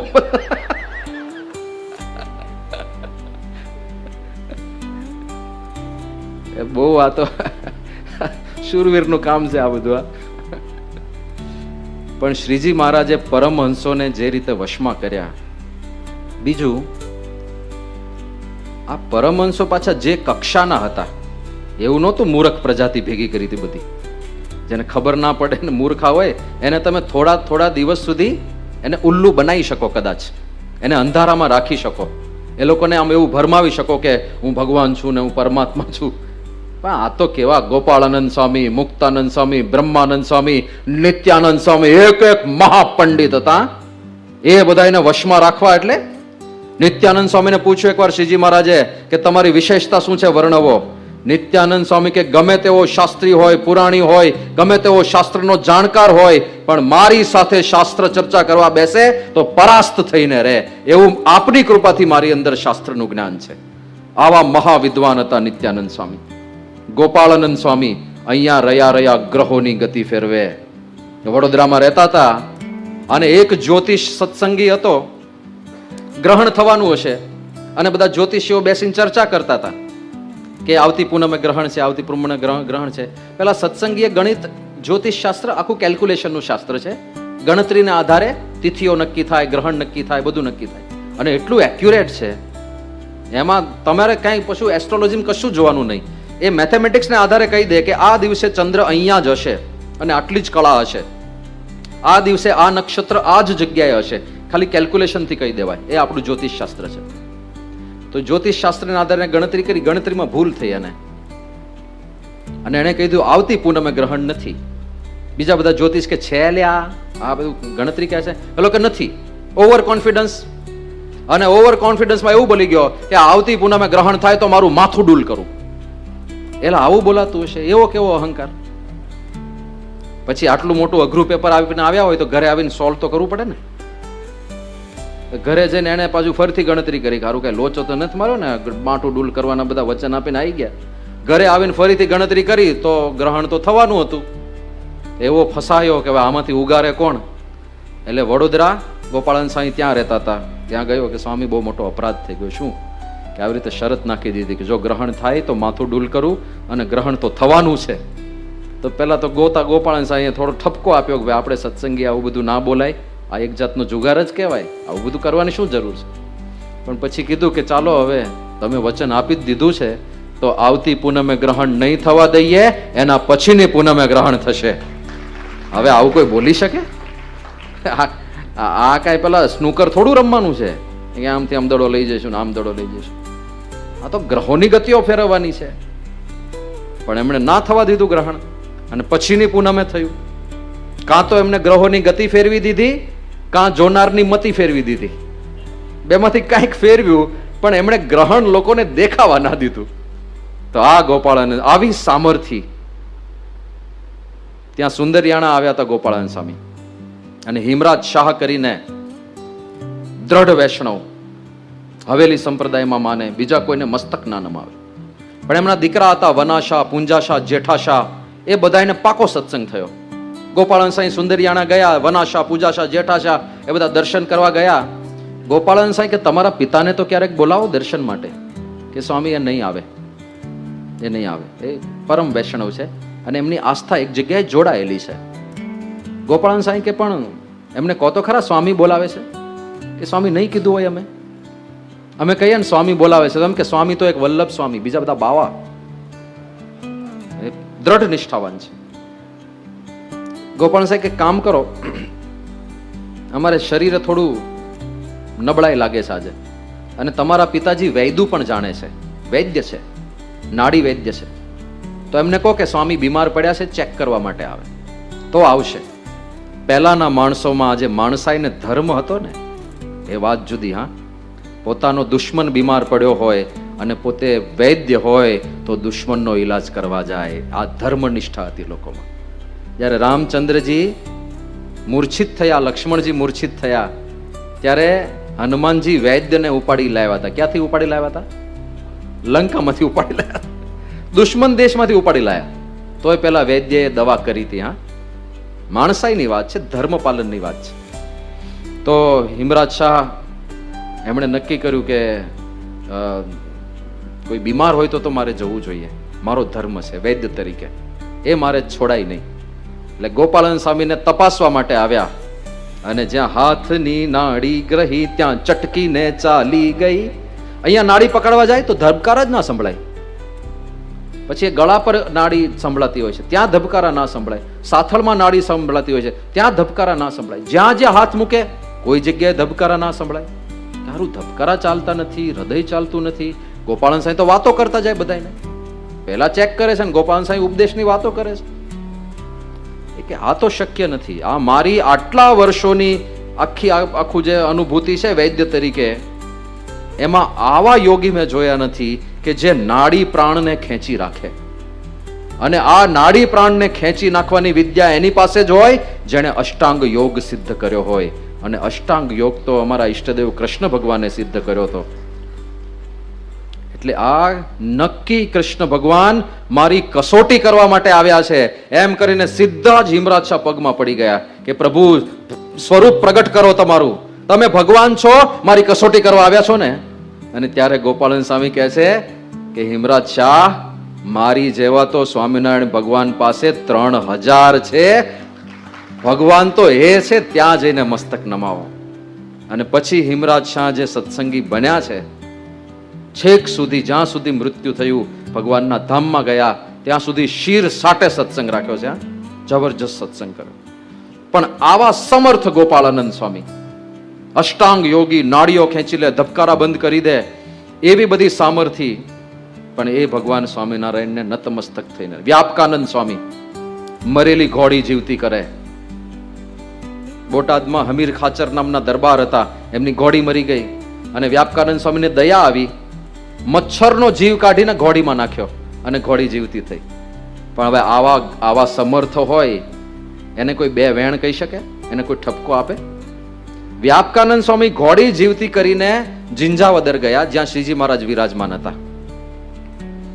અને શ્રીજી મહારાજ તો અંતર્યામી, બધું જાણે, સર્વજ્ઞ, ખબર પડી ગઈ હોય કે સ્વામીજી પરાક્રમ કરીને આવ્યા છે. એટલે જેવા એમણે વ્યાપકાનંદ સ્વામીને જોયા, એમણે જિંજાવદરના જે મહિલા હરિભક્ત હતા એમને કહ્યું કે ભગવાન આવ્યા છે, ભગવાન, ભગવાન માટે થાળ કરો. એટલે વ્યાપકાનંદ સ્વામી કે મહારાજ હું ક્યાં ભગવાન છું, ભગવાન તો આપ છો, કેમ આવું બોલો છો? શ્રીજી મહારાજ કે મરેલાને જીવતા કરે ને ભગવાન જ કહેવાય ને, અમને કઈ એવું આવડતું નથી. કે મહારાજ કઈ ભૂલ થઈ ગઈ? શ્રીજી મહારાજ કે આપણે આ બધા પરચા દેખાડવા નથી આવ્યા, આ તો અમારા પ્રતાપે કરીને ઘોડી જીવતી થઈ. કાલે સવારે કોઈક રાજાનો કુંવર મૃત્યુ પામશે અને તમને જીવતા કરવા માટે બોલાવશે અને તમે નહીં કરી શકો તો તમને જેલમાં પૂરશે. એટલે આપણે જે કરવા આવ્યા છે એ કરો, લોકોને સત્સંગ કરાવો, આ બધા પરચા દેખાડવાનું બંધ કરો. હવે આવી રીતે કોઈ ઠપકારી શકે? આવા સમર્થ હોય જે મરેલાને જીવતા કરતા હોય એને કોઈ બે વેણ ના કહી શકે. બીક લાગે, યારું કઈક ડટ્ટન સો પટ્ટન ભૂમ કરી નાખશે તો આપણું ધનોત પનોત નીકળી જશે. પણ એ બધાને શ્રીજી મહારાજ નોરમાં રાખે, હા, એકદમ સીધા દોર કરીને રાખે. આવા સમર્થ પરમહંસો એને કંટ્રોલમાં રાખે, એમનું નિયમન કરે. બ્રહ્માનંદ સ્વામી બુદ્ધિના સાગર કહેવાય, હા, ખેરખા, કેટલી બધી વિદ્યાઓને વરેલા હતા, એવી પ્રતિભા હતી. ભુજની અંદર પિંગળ શાળા છે અને પિંગળ શાળામાં છંદ, છપાઈ, ગીત એ બધું શીખવાનું હોય. એ બધું શીખવા ગયા હતા તો ત્યાં કોમ્પિટિશન પણ યોજાય. છંદ છપાઈની જ આખી કોલેજ છે, મ્યુઝિક કોલેજ છે, પોએટ્રીની કોલેજ. તો ત્યાં આગળ કોમ્પિટિશન પણ પોએટ્રીની જ થાય ને, બધા પોતપોતાની કાવ્ય, કવિતા બધું રજૂ કરે. બહારથી ઘણીવાર સ્ટુડન્ટ્સ આવે, પોતાની કવિતાઓ રજૂ કરે, અહીંના સ્ટુડન્ટ્સ રજૂ કરે, એવા બધી કોમ્પિટિશન ચાલે. એમાં લાડુદાન બારોટ ભણતા હતા, બ્રહ્માનંદ સ્વામીનું જૂનું નામ. તો એ લોકોની મજાક મશ્કરી કેવી કરે, બુદ્ધિશાળી માણસોની મજાક મશ્કરી જુઓ તમે. એક કવિએ પોતાની કવિતા રજૂ કરી, લાંબી લચક આખી કવિતા હતી, પણ એની એક લઢણમાં એક લય સાથે ભૂલો ભલે બીજું બધું માં બાપને ભૂલશો નહીં, આવી કઈક આખી કવિતા લાંબી લાંબી રજૂ કરી. જેવી એને કવિતા પૂરી કરીને પોતાની જગ્યાએ બેઠો એટલે લાડુદાન બારોટ ઉભા થયા. એ કે આ કવિતા તમે રચી છે? કે આ મારી રચના છે, 2 દિવસ પહેલા જ બનાવી. કે હોય નહીં. કે કેમ? કે હું નાનો હતો ત્યારથી આ કવિતા ગાઉં છું, તમે કોકનું ચોરેલું ઉઠાડ્યું છે. આ કોલેજને જેવી તેવી કોલેજ નહીં સમજતા, અમે બધું જાણીએ છીએ. પેલો કે પણ મેં જ બનાવી છે, લે આ 2 દિવસ પહેલા બનાવી, તાજી રચના છે. તાજી રચના નથી, હું નાનો હતો ત્યારથી આ રચના ગાઉં છું. પેલો કે ખરેખર તમે નાનો હતા ત્યારથી ગાતા હો તો આખી આખી ગાય બતાવો, ચાલો. તો લાડુદાન બારોટ આખી આખી કવિતા પેલો જે રીતે જ્યાં પોઝ રાખીને, જે લયમાં, જે તાલમાં, જે સુરમાં ગાઈ હતી, આખી આખી કવિતા ગાઈ નાખી. અને પેલાના માથે જેમ પેલું કાર્ટૂનમાં દેખાડે ને 5 તારોડિયા ફરવા માંડ્યા. ક્યારું મેં બનાવી છે, આને કેવી રીતે ખબર પડી આખી કવિતા? કે પછી કોકની બનાવેલી આખી આખી મને ભગવાને સુજાડી, કઈ સમજાતું નથી. અને એનું ચકળવકળ થતું મોઢું જોઈને બધા વિદ્યાર્થીઓ હસવા લાગ્યા કે ભાઈ ચિંતા ના કર, તે જ બનાવી છે, તારી જ રચના છે. પણ આને કેવી રીતે આવડે? કે આ માણસ એટલો બુદ્ધિશાળી છે, એની એટલી આમ પ્રતિભા સંપન્ન છે કે એકવાર જે વસ્તુ સાંભળે એ એના સૂર, તાલ અને લય સાથે કાયમ માટે એના મગજમાં ફિટ થઈ જાય, એ ક્યારેય ભૂલે નહીં. એટલે તમે જ્યારે બોલ્યા ને કવિતા, એ આખે આખી એને ડિટ્ટો ટુ ડિટ્ટો યાદ રહી ગઈ છે, એટલે રજૂ કરે છે, બાકી તમારી જ બનાવેલી છે, ચિંતા નહીં કરતા. આવી તો મજાક કરતા હતા, બોલો કેવી પ્રતિભા હશે. અને ત્યાંથી નીકળ્યા, પિંગળ શાળામાં અભ્યાસ પૂરો થયો અને પછી નીકળ્યા બધા રાજ્યોની મુલાકાતે. એને થયું કે હવે ઘરે, મૂળ ખાણ ગામ રાજસ્થાન પાસે, પણ ભણવાનું પૂરું થયું એટલે એમને થયું કે ઘરે જતા પહેલા, જ્યારે ઘરે જાય ત્યારે પિતાના ચરણોમાં પહેલો પગાર આપવો છે. એવી ઘણા બધા યુવાનોને બહુ ઈચ્છા રહેતી હોય છે કે યે પિતાજી, યે મેરી પહેલી કમાઈ આપકે ચરણ મેં સમર્પિત. એવા કંઈક આમ વટ હશે. એને થયું કે કમાણી કરીને જઈએ. તો હવે એ સમયે કવિઓને, આ બધા રાજકવિઓની કમાણી શું કે રાજાઓ પાસે જાય અને ગીત ને છંદ ને છપે બધું રાજા ઉપર બનાવે. હા રાજા, અરે કેવા રાજા, અરે બહુ મોટા રાજા, અરે મહાન રાજા, આવા બધા કંઈક ગીતો ને છંદો લખીને મહારાજા પાણી પાણી થઈ જાય. અને ક્ષત્રિયો ઉદાર હોય, જે હાથમાં આવે એના ઘા કરે. હા, ઘરેણા ને સોના ને ચાંદી ને હતું ત્યાર સુધી આપતા હતા, હવે આપવું છે પણ છે નહીં.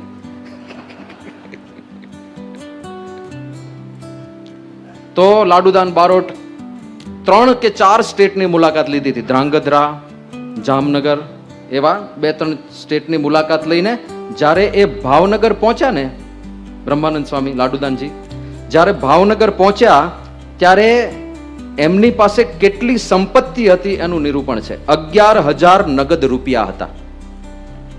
10 રૂપિયામાં 1 તોલો સોનું મળતું હતું ત્યારે. 10 રૂપિયામાં 1 તોલો સોનું, એટલે 11,000 રૂપિયામાં કેટલું સોનું આવે? 1100 તોલા, એટલે 11 કિલો સોનું થયું. 11 કિલો સોનું. કોઈ માણસ ગ્રેજ્યુએશન પૂરું કરે અને મહિનામાં 11 કિલો સોનું કમાઈ લાવે તો કેવો બુદ્ધિશાળી હોય. આ તો ખાલી રૂપિયાની જ વાત કરી. હવે હું લિસ્ટ બોલું છું. 11,000 નગદ રૂપિયા, 20,000ની જામશાહી કોરીઓ, 90,000ની દીવાનશાહી કોરીઓ. આ જુદી જુદી કરન્સી છે. 101 સોના મોહર, જડાવ, દાગીના, હીરા, મોતી, માણેક, પેચ, હમેલ, આશા લાકડી, તોડા, એડી, કડા, વેઢ, વીંટી, આ બધા ઘરેણાના નામ છે. ટૂંકમાં એટલા ઘરેણા હતા કે બધા ઘરેણા પહેરીને ઉભા હોય લાડુદાન બારોટ તો સોનાની મૂર્તિ ઊભી હોય એવું લાગે, એટલા ઘરેણા હતા. પછી ઘરેણા ઉપરાંત પશુ પક્ષીઓ, પશુ પ્રાણીઓ ભેટમાં મળેલા. 16 ઘોડા, 7 ઊંટ, 4 બળદ, 1 બેલગાડી, 1 સિગ્રામ, 50 સેવકો અને 50 બોડીગાર્ડ. આટલું હતું એમની પાસે જ્યારે ભાવનગર પહોંચ્યા ત્યારે. કેવી ચાહો છે. 100 જણ તો સેવામાં છે, 50 સેવકો છે ને 50 બોડીગાર્ડ છે. ખાલી એક વ્યક્તિ સેન્ટરમાં જતો હોય અને પાછળ કાળા કપડા પહેરીને 4 બોડીગાર્ડ ઉભા હોય ને તો એ કેવી એન્ટ્રી પડે એની. લાડુદાન બારોટ જતા હોય, પાછળ 50 બોડીગાર્ડ હોય, કોઈ અડી શકે? મોદીજી ઉતરે તો ચારે બાજુ ઉતરી જાય ને, કમોંડ આમ જોવા માંડે, પછી દરવાજો ખોલે.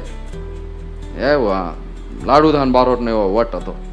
અને આ ઠાઠમાઠ સાથે પહોંચ્યા હતા ભાવનગર વખતસિંહ બાપુના દરબારમાં. અને ત્યાં જઈને વખતસિંહ ઉપર એક દોહો લલકારી દીધો, સોને કી છડી રૂપે કી મશાલ કરીને. અને એમાં છેલ્લે એવું બોલ્યા કે સૂર્યવંશી નરેશ રાજાધિરાજ વખતસિંહ બાપુને ઘણી ખમ્મા, ઘણી ખમ્મા. વખતસિંહ બાપુને થયું કે કસોટી કરીએ લાડુદાનની, ખરેખર તત્વ છે કે નહીં. નામ તો બહુ સાંભળ્યું છે આમનું. એમણે કીધું કે કવિરાજ, તમારી કીર્તિ બહુ સાંભળી છે અને તમારી કીર્તિને અનુરૂપ જ તમારી આ રચના છે. અમે પ્રસન્ન થયા, પણ એક ભૂલ કરી તમે. એ શું ભૂલ કરી? કે તમે આ સૂર્યવંશી બોલ્યા. અમે ચંદ્રવંશી રાજાઓ છીએ, અમે સૂર્યવંશી રાજાઓ નથી. હવે એકચ્યુઅલમાં સૂર્યવંશી જ હતા, પણ કસોટી કરવી હતી કે આને જ્ઞાન છે કે ભાઈ આ ગપ્પા જ મારે છે. લાડુદાન બારોટ કે રાજા સાહેબ, ભૂલ થઈ હોય તો સુધારી લેજો. એમ કરીને મહારાણા પ્રતાપથી વંશવેલો ચાલુ કર્યો કે મહારાણા પ્રતાપ સૂર્યવંશી નરાયશ હતા, બધા જાણે છે. એમના આ દીકરા થયા, એમના આટલા દીકરા થયા, એમાંના એક દીકરા આ બાજુ સોરઠમાં આવ્યા અને એમની વંશાવલીમાં આટલા આટલા રાજાઓ થયા. એ વંશમાં તમે આવો છો. મહારાણા પ્રતાપ સૂર્યવંશી હતા, એટલે તમે પણ સૂર્યવંશી છો. કદાચ ખબર ના હોય તો અપડેટ કરી લેજો ડેટા. અને આવું જ કહ્યું, વખતસિંહ બાપુ રાજી થઈ. આહા, શું કવિરાજની બુદ્ધિ. અને બોલાવ્યા સોનીને, બોલાવો રાજ સોનીને. નાગદાન સોની કરીને સોની હતા કે આખે આખા કવિરાજને સોનેથી મઢી દેવા છે. એમના અંગે અંગના માપ લો, એક એક અંગના ઘરેણા બનાવો. નાગદાન સોની માપ લેતા હતા. એમના કપાળમાં તિલક ચાંદલો જોયો લાડુદાન બારોટ કે આ ચાંદલો શેનો છે? આવો પંથ તો ક્યારેય જોયો નથી. આ નવો સંપ્રદાય છે. હજી નાગદાન સોની વાત કરે પેલા વખતસિંહ બાપુએ વાત કરી કે આમાં ગઢડામાં એક સ્વામિનારાયણ કરીને છે, લોકો એને ભગવાન માને છે. હવે આ કળિયુગમાં ભગવાન હશે કે કેમ? તમારી જેવા કોઈક બુદ્ધિશાળીને અમે રાહ જોતા હતા જે ત્યાં જઈને પારખા કરી આવે. આ તો ચેલેન્જિંગ કામ કહેવાય ને, એવું તો ગમે અમુક લોકોને. અહંકારી લોકોને ચેલેન્જ બહુ ગમે, પ્રૂવ કરવી ગમે કે સી આઈ એમ સમથિંગ. હા, અમારા જેવા બુદ્ધિશાળી આપણે આ નહીં કર્યા, હમણાં કસોટી કરી આવીએ. એ થોડા દિવસ રોકાવ, અમારી મહેમાનગતિ માણો. એ હવે તો જ્યાં સુધી આ કસોટી પૂરી ના થાય ને ત્યાં સુધી ચેન નહીં પડે. અમુક લોકોને એવું હોય જ્યાં સુધી ટાસ્ક પૂરું ના થાય ને ઊંઘ ના આવે, એટલે વરાજાની ઊંઘ ઉડી જતી હોય ઘણી વાર. લગ્નના 3-4 દી પહેલા ઊંઘ જ ના આવે ને કે આ લગ્ન પૂરા થાય પછી કંઈક હળવું થાય વાતાવરણ. તો કે હવે મને ચેન નહીં પડે જ્યાં સુધી હું ગઢડા નહીં જાઉં ત્યાં સુધી, જ્યાં સુધી એમને ખુલ્લા નહીં પાડું ત્યાં સુધી. અને એ જયારે નીકળ્યા ત્યારે પેલા નાગદાન સોની બોલ્યા, એ તો દ્રઢ નિષ્ઠાવાન સત્સંગી. એમણે કહ્યું કે કવિરાજ, મીઠાની કોથળી સાગરનું તળિયું માપવા જાય, મીઠાની બેગ હોય એ સાગરના તળિયે જાય તો તળિયે પહોંચતા તો બધું ઓગળી જાય મીઠું. કે મીઠાની કોથળી સાગરનો તળિયો માપવા જાય તો ઓગળી જાય. લાડુદાન બારોટ એ ભગવાન છે, મહાસાગર છે, જોજો કંઈક ઓગળી નહીં જતા. અને ત્યારે તો છંછેડો હોય સાપ એમ ફૂંફાડા મારીને લાડુદાન બારોટે કહ્યું કે ગણવા માંડ, તું સોનું ટીપી ખાનાર મને કે છે? 3 દિવસમાં એમને ખુલ્લા પાડીને, એમના પાખંડને ચોમેર ખુલ્લું પાડીને અહીંયા દરબારગઢમાં હાજર ના કરું તો મારું નામ બદલી નાખજે. અને આવું કહીને નીકળ્યા લાડુદાનજી. ભગવાને પ્રેરણા કરી હૃદયમાં. જેમ જેમ ગરડા નદી આવતું જાય એમ એમ બધા વિચારો બદલાવા માંડ્યા. ખરું ખરેખર ભગવાન છે તો જ્યારે ચરિત્ર લખાશે ને ઇતિહાસ લખાશે આમનો, ત્યારે પેલા બધા અસુરોનું લિસ્ટ હશે ને, રાવણ, કુંભકર્ણ, શિશુપાલ, દંતવક્ત્ર, લાડુદાન, એ લિસ્ટમાં આપણું નામ આવશે. તો 4 વિપરીત સંકલ્પો કરે આપણે જાણીએ છીએ. કાળા કાંબળામાં ભાગવત વાંચતા હોય, 16 ચિહ્નોના દર્શન કરાવે, ગુલાબનો હાર પહેરાવે, નામ દઈને બોલાવે, વૃત્તાંત કહી દે, અને બધું મહારાજે કર્યું. જેવા ત્યાં ગયા દાદા ખાચરના દરબારમાં, બીજી બધી સંપત્તિ ભાવનગર મૂકીને જ આવ્યા હતા. ખાલી થોડા ઘોડા ને 1-2 સેવકો લઈને ગયા હતા. પણ એવો એમનો વેશ હતો, દાદા ખાચરને થયું કે બહુ મોટા રાજા આવ્યા, એટલે તો સ્વાગત કરવા માટે દોડ્યા. શ્રીજી મહારાજ સભા ભરીને બેઠા હતા. દૂરથી જોયા લાડુદાન ઘોડા ઉપર આવ્યા. મહારાજે અહીંથી બૂમ પાડી, આવો લાડુદાનજી આવો, અમારા પારખા કરવા આવ્યા લાગો છે. સીધા નામથી બોલાવ્યા અને આખું વૃત્તાંત કહી દીધું. અને પછી બધા સંકલ્પો પૂરા કર્યા. અને એ લાડુદાન ગઢડા ગયા તે ગયા. મીઠાની કોથળી સાગરમાં ઓગળી ગઈ. એમાંથી બ્રહ્માનંદ સ્વામીની ભેટ મળી સંપ્રદાયને. અને શ્રીજી મહારાજનો જે મહિમા એમણે ગાયો છે. પછી આ સમાચાર મળ્યા ગાયકવાડ સરકારને. એમને ખબર પડી કે મહાબુદ્ધિશાળી, મહાપંડિત, મહાવિદ્વાન, મહાકવિરાજ એવા લાડુદાન ત્યાં સાધુ થઈ ગયા. આ સાધુ સંતો ભજન કરવામાં આખી જિંદગી કાઢી નાખે, આ તો કેટલા મોટા કવિ છે. એ અહીંયા રહે તો કેવા કેવા કાવ્યો બનાવી શકે. He is wasting his life. તો એમણે એક ઓફર મૂકી કે એ લાડુદાન બારોટ જો અહીંયા આવે મારે ત્યાં વડોદરાની અંદર તો રાજકવિનું પદ આપું, 25 ગામનું પરગણું આપું, રહેવા માટે હવેલી આપું, સેવામાં સેવકો અને અંગ રક્ષકો આપું, અને એમને ફરવા માટે સિગ્રામ અને સુખપાલ આપું, અને બધી સુવિધા આપું. લાડુદાન અહીંયા આવી જાઓ, 25 ગામના રાજા થઈને રહેશો. કેટલી મોટી ઓફર છે. અને સામે બ્રહ્માનંદ સ્વામી લખે છે કે મેં ઠાઠી મહારાજ કો और हाजर हुक्म हजूर, गायो जश गोविंद को और पायो धन भरपूर. મારે તમારું ધન અને સંપત્તિ ને સત્તા નથી જોઈતી. હું તો પરબ્રહ્મ ભગવાનનો સેવક છું. એમનો જશ ગાયો, એમાં ધનના ઢગલા મને મળી ગયા છે. જીવનભર શ્રીજી મહારાજના દાસ થઈને રહ્યા. આવા સમર્થ પરમહંસોનું નિયમન એ પરબ્રહ્મ સિવાય કોઈ ના કરી શકે. બીજું સમાધિ પ્રકરણ. આટલી દુર્લભ સમાધિ એમના ચાખડીના ચટકા સાંભળીને લોકોને સમાધિ થાય, એમના નામ સાંભળીને લોકોને સમાધિ થાય. કેવું ઐશ્વર્ય! પહેલી સમાધિ ક્યારે થઈ હતી? આજે 5 મિનિટ વધારે લઈશું. શ્રદ્ધા છે ને તમારી? ત્રીજા દિવસ પછી વાંધો નહીં ભાઈ, 1-2 દિવસમાં પતિ જ જવાનું છે ને હવે ક્યાં. તો પહેલી સમાધિ ક્યારે થઈ હતી? જ્યારે નીલકંઠ વર્ણી સ્વરૂપે આવ્યા, રામાનંદ સ્વામીની રાહ જોતા હતા, અને મુક્તાનંદ સ્વામી કીધું કે હવે તો બહુ મોડું થઈ ગયું, ઘણા મહિના થઈ ગયા, આપણે ત્યાં જઈએ. મુક્તાનંદ સ્વામી કે આપણે એક પત્ર લખીએ રામાનંદ સ્વામીને. અને મુક્તાનંદ સ્વામી એક પત્ર લખે છે, એક પત્ર નીલકંઠ વર્ણી લખે છે, અને એ પત્ર લઈને મયારામ ભટ્ટ ત્યાં આગળ ગંગારામ મલ્લને ત્યાં છેક ભુજ જાય છે. રામાનંદ સ્વામી ત્યાં હતા, અને પત્રમાં મુક્તાનંદ સ્વામીએ પહેલા લખેલું કે આપણા અહીંયા આગળ એક વર્ણી આવ્યા છે, અને વર્ણી કેવા છે તો વળી લખવા કારણ જે હ તમે સાંભળજો પ્રભુ તે હ. કૌશલ દેશથી આવ્યા છે મુનિ, હવે વાત કહું હું તે હુની. કૌશલ દેશમાંથી, અયોધ્યાથી એક મુનિ આવ્યા છે, એમની મારે તમને વાત કરવી છે. એવા તપસ્વી છે, એવું શરીર સૂકવી નાખ્યું છે કે દેહમાં જેટલી છે નાડી, દેખાય છે તે સર્વે ઉઘાડી. ત્યાગ વૈરાગ્ય તને છે અતિ, જાણે આપે તપની મૂર્તિ. દેહમાં જેટલી નાડીઓ છે બધી બહારથી દેખાય છે, એવું શરીર સૂકવી નાખ્યું છે. કેટલો સંયમ જોઈએ! બાકી 1 કિલો નથી ઘટતું. ઘટે છે? સવારના પોરમાં 5 વાગે જાગીને ટી-શર્ટ ને પેલું પહેરીને ટ્રેક પહેરીને નીકળો, પરસેવે રેપ જેપ થઈ ગયો, પછી વજન કાંટે ચડે તો એટલે એટલું ને એટલું 104 જ. ખાલી દોડવાથી ના થાય, ડાયટમાં ફેરફાર કરવો પડે. પણ નીલકંઠ વર્ણીએ આખું શરીર સૂકવી નાખ્યું છે. ત્યાગ વૈરાગ્ય તને છે અતિ, જાણે મૂર્તિમાન તપ છે. અને જમે કેવું? રસ રહિત જમે છે અન્ન, એહ પણ બીજે ત્રીજે દન. રસ રહિત અન્ન જમે, જેમાં કોઈ સ્વાદ ના આવે. ખટરસ શબ્દ સાંભળ્યો છે ને તમે? ખટરસ શું છે? 6 પ્રકારના રસ હોય છે જમવામાં. મધુર, આમ્લ, લવણ, કટુ, કષાય, તિક્ત, ભેદાત. મધુર એટલે મીઠો, અમ્લ એટલે ખાટો, લવણ એટલે ખારો, કટુ એટલે કડવો, કષાય એટલે તુરો, અને તિક્ત એટલે તીખો. આ 6 રસ છે. પણ એકલા આમાં મજા ના આવે, કોમ્બિનેશનમાં મજા આવે. ભજીયા થોડા તીખા છે, થોડા ખારા છે, પણ ખાટું મીઠું ભળે ને તો મજા આવે. ચટણીમાં બળે ને આપણે બધું મિક્સ કરીને ખાઈએ ને.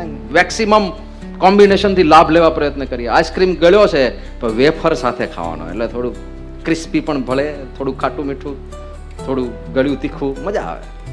તો આવી રીતે આપણે રસ પણ નીલકંઠ વર્ણી રસ રહિત જમે છે અન્ન. અન્ન જમતા હતા રસ રહિત.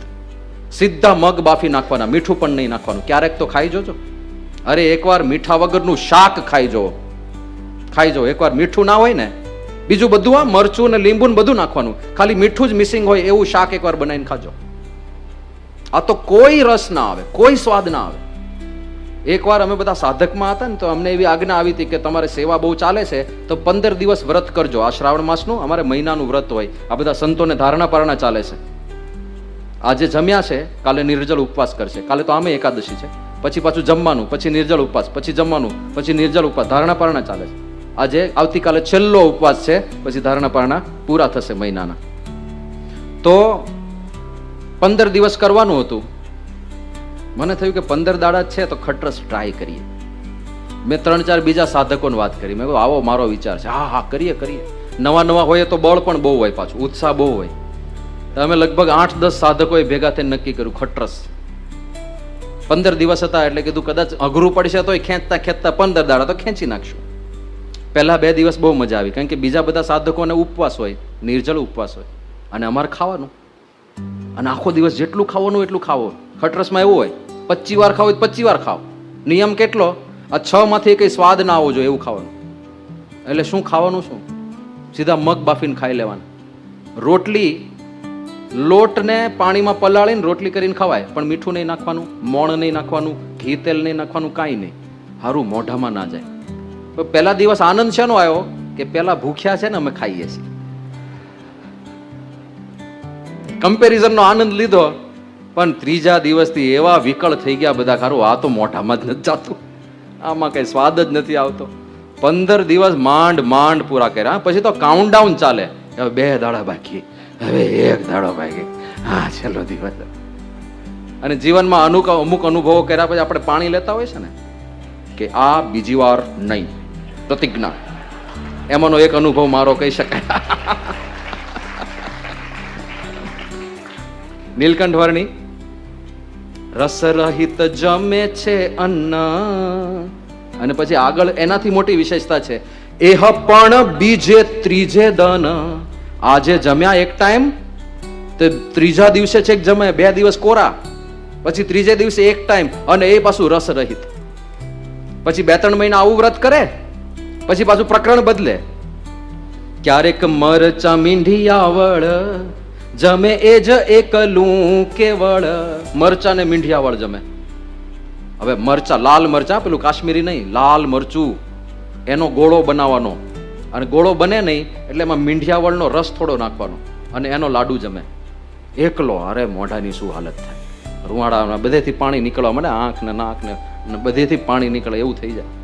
એકવાર એક મહાત્મા આવ્યા, ત્યાં પેલું સદાવ્રત ચાલતું, નીલકંઠ વર્ણીને સામે જમતા જોયા, એના પત્તરમાં લાડવો જોયો. એ કે વો બાલક ક્યાં ખા રહા હૈ, कि वो आपके लिए नहीं है महात्मा जी, नहीं हमें वो चाहिए, वो बालक जो खा रहा है वो हमें चाहिए.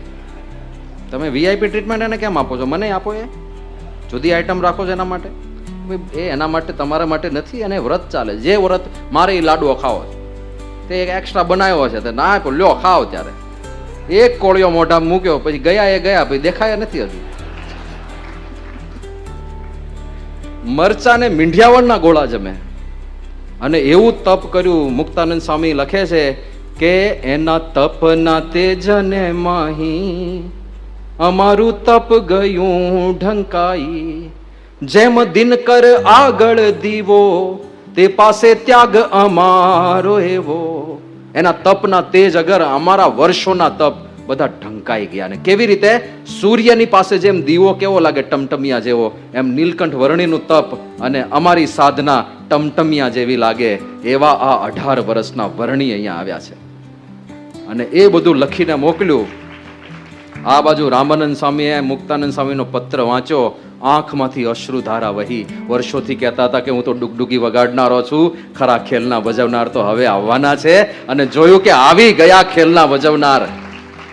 અને પછી તરત જ મુક્તાનંદ સ્વામીનો પત્ર મૂક્યો, અને નીલકંઠ વર્ણીએ જે પત્ર લખ્યો હતો એ આખો એનો સ્ક્રોલ એ રામાનંદ સ્વામીએ ખોલ્યો, અને ત્યાં વર્ણન લખે છે કે પત્રમાંથી નીકળ્યો પ્રકાશ, તે તો વ્યાપ્યો પાતાળ આકાશ. પત્રમાંથી પ્રકાશ નીકળ્યો, ચારે બાજુ વ્યાપી ગયો, અને જે બધા એ પ્રકાશમાં બેઠા હતા બધાને સમાધિ થઈ ગઈ. બધાને ભગવાનના અક્ષરધામમાં દર્શન થયા કે અવલોકિયું અક્ષરધામ, દીઠી ત્યાં મૂર્તિ ઘનશ્યામ. અને પહેલી સમાધિ ત્યાં થઈ હતી. નીલકંઠ વર્ણીના નથી કોઈને દર્શન થયા, નથી કોઈએ વાત સાંભળી, નથી ચાકડીનો અવાજ સાંભળ્યો, કાંઈ જ નહીં. એમના પત્રમાંથી પ્રકાશ નીકળે અને લોકોને સમાધિઓ થાય. આવું પ્રચંડ ઐશ્વર્ય લઈને પરબ્રહ્મ પુરુષોત્તમ ઈષ્ટદેવ સ્વામિનારાયણ ભગવાન પધાર્યા. તો બુદ્ધિથી વિચાર કરીએ તો પણ ખબર પડે આ કોઈ સાધારણ વ્યક્તિત્વ નહોતું. અને પરમાત્માના પ્રાકટ્યનું સૌથી મોટું પ્રમાણ કોઈ હોય તો સ્વભાવનું પરિવર્તન છે. મુક્તાનંદ સ્વામી લખે છે કે મારી પ્રકૃતિ પહેલા કેવી હતી કે વિષય વાયુ વડે તરણ જેમ ઉડતી, માવજી મેરું ના તુલ્ય કીધી. કેવી સ્થિતિ હતી કે ગમે તેવા સંકલ્પ કર્યા હોય મેં કે આ સંયમ રાખવો છે, આ કરવું છે, પણ સહેજ વિષયનો વાયુ આવે અને તરણાની જેમ સંકલ્પ ઉડી જતા. આપણે એવું થાય છે ને, ડોક્ટર પાસે ગયા હોય, ડોક્ટર કહે કે ભાઈ તમને ડાયાબિટીસ છે, તમને બીપી છે, તમને 17 પ્રશ્નો છે, કોલેસ્ટ્રોલ છે, હવે તળેલું ખાવાનું બંધ કરો. અને આપણે નક્કી કરીને જાય કે આજ પછી બાપુ ખાય તો બીજા, હવે તળેલું નહીં, હવે મોઢામાં ના જાય, પ્રતિજ્ઞાબદ્ધ થાઉં છું. અને આવું નક્કી કરીને ઘરે જાઓ, અને ઘરે જઈને પહેલો પ્રશ્ન આ જ હોય કે આજે શું છે જમવામાં? તે આજે વરસાદ પડ્યો અને થોડી ઠંડક થઈ છે એટલે ગોટા બનાવ્યા છે. આજે ગોટા બનાવવાના છે. એ રસોડામાંથી જાય, થોડી વાર ડ્રોઈંગ રૂમમાં સોફા પર બેઠા બેઠા વિચાર કરે, હમણાં જ સંકલ્પ કર્યો છે ને 5 કલાક મોડો, ગોઠવાઈ જાય તરત જ રસોડામાં, લાવો ગોટા, વાયો ગોટા. સહેજ આમ વિષય વાયુ વડે તરણ જેમ ઉડતી, સહેજ વિષયનો પ્રવાહ આવે અને તરણાની જેમ અમારા સંકલ્પો ઉડી જાય છે. બધા સંયમ રાખવાના. પણ શ્રીજી મહારાજ મળ્યા, એમની કૃપાથી સાધના કરી અને એમની દ્રષ્ટિથી એવી સ્થિતિ થઈ કે માવજી મેરુ ના તુલ્ય કીધી. જેમ ગમે તેટલા વિષયના વાવાઝોડા આવે તો મેરુ પર્વત ક્યારેય ડગે નહીં, એમ અમારા હવે સંયમના સંકલ્પો ક્યારેય ડગતા નથી. એવી સ્થિતિ આ પરબ્રહ્મ પરમાત્માના પ્રતાપે અમારી થઈ છે. આવું મુક્તાનંદ સ્વામી સ્વીકારે છે. તો મોટામાં મોટું પ્રમાણ આ છે, લોકોને બ્રહ્મરૂપ કરીને પોતાના ધામના સુખે સુખિયા કર્યા છે. અંતકાળે તેડવા આવે છે અને હાથ પકડીને ધામમાં લઈ જાય છે. આવું સામર્થ્ય, આવું ઐશ્વર્ય એ બીજે ક્યાંય જોવા ના મળે. તો આપણે ખરેખર પરમ ભાગ્યશાળી છીએ કે આ અક્ષર પુરુષોત્તમ સિદ્ધાંત, જે વૈદિક સનાતન સિદ્ધાંત છે, એ સિદ્ધાંત આપણને મળ્યો. પરબ્રહ્મ પુરુષોત્તમ સાક્ષાત આપણા ઈષ્ટદેવ છે અને એ જે અક્ષર બ્રહ્મ એમનું ધામ છે, એમના ઉત્તમ ભક્ત છે, જેમાં પરબ્રહ્મ પ્રગટ રહે છે, એ મહંત સ્વામી મહારાજ આપણને ગુરુ રૂપે મળ્યા છે. ખરેખર ભાગ્યશાળી છીએ. તો એ સત્સંગને સમજીને આચરણમાં આ ઉપાસના લાવી શકીએ, એ જ એમના ચરણોમાં પ્રાર્થના કરીએ. શ્રી સ્વામિનારાયણ ભગવાનની જય.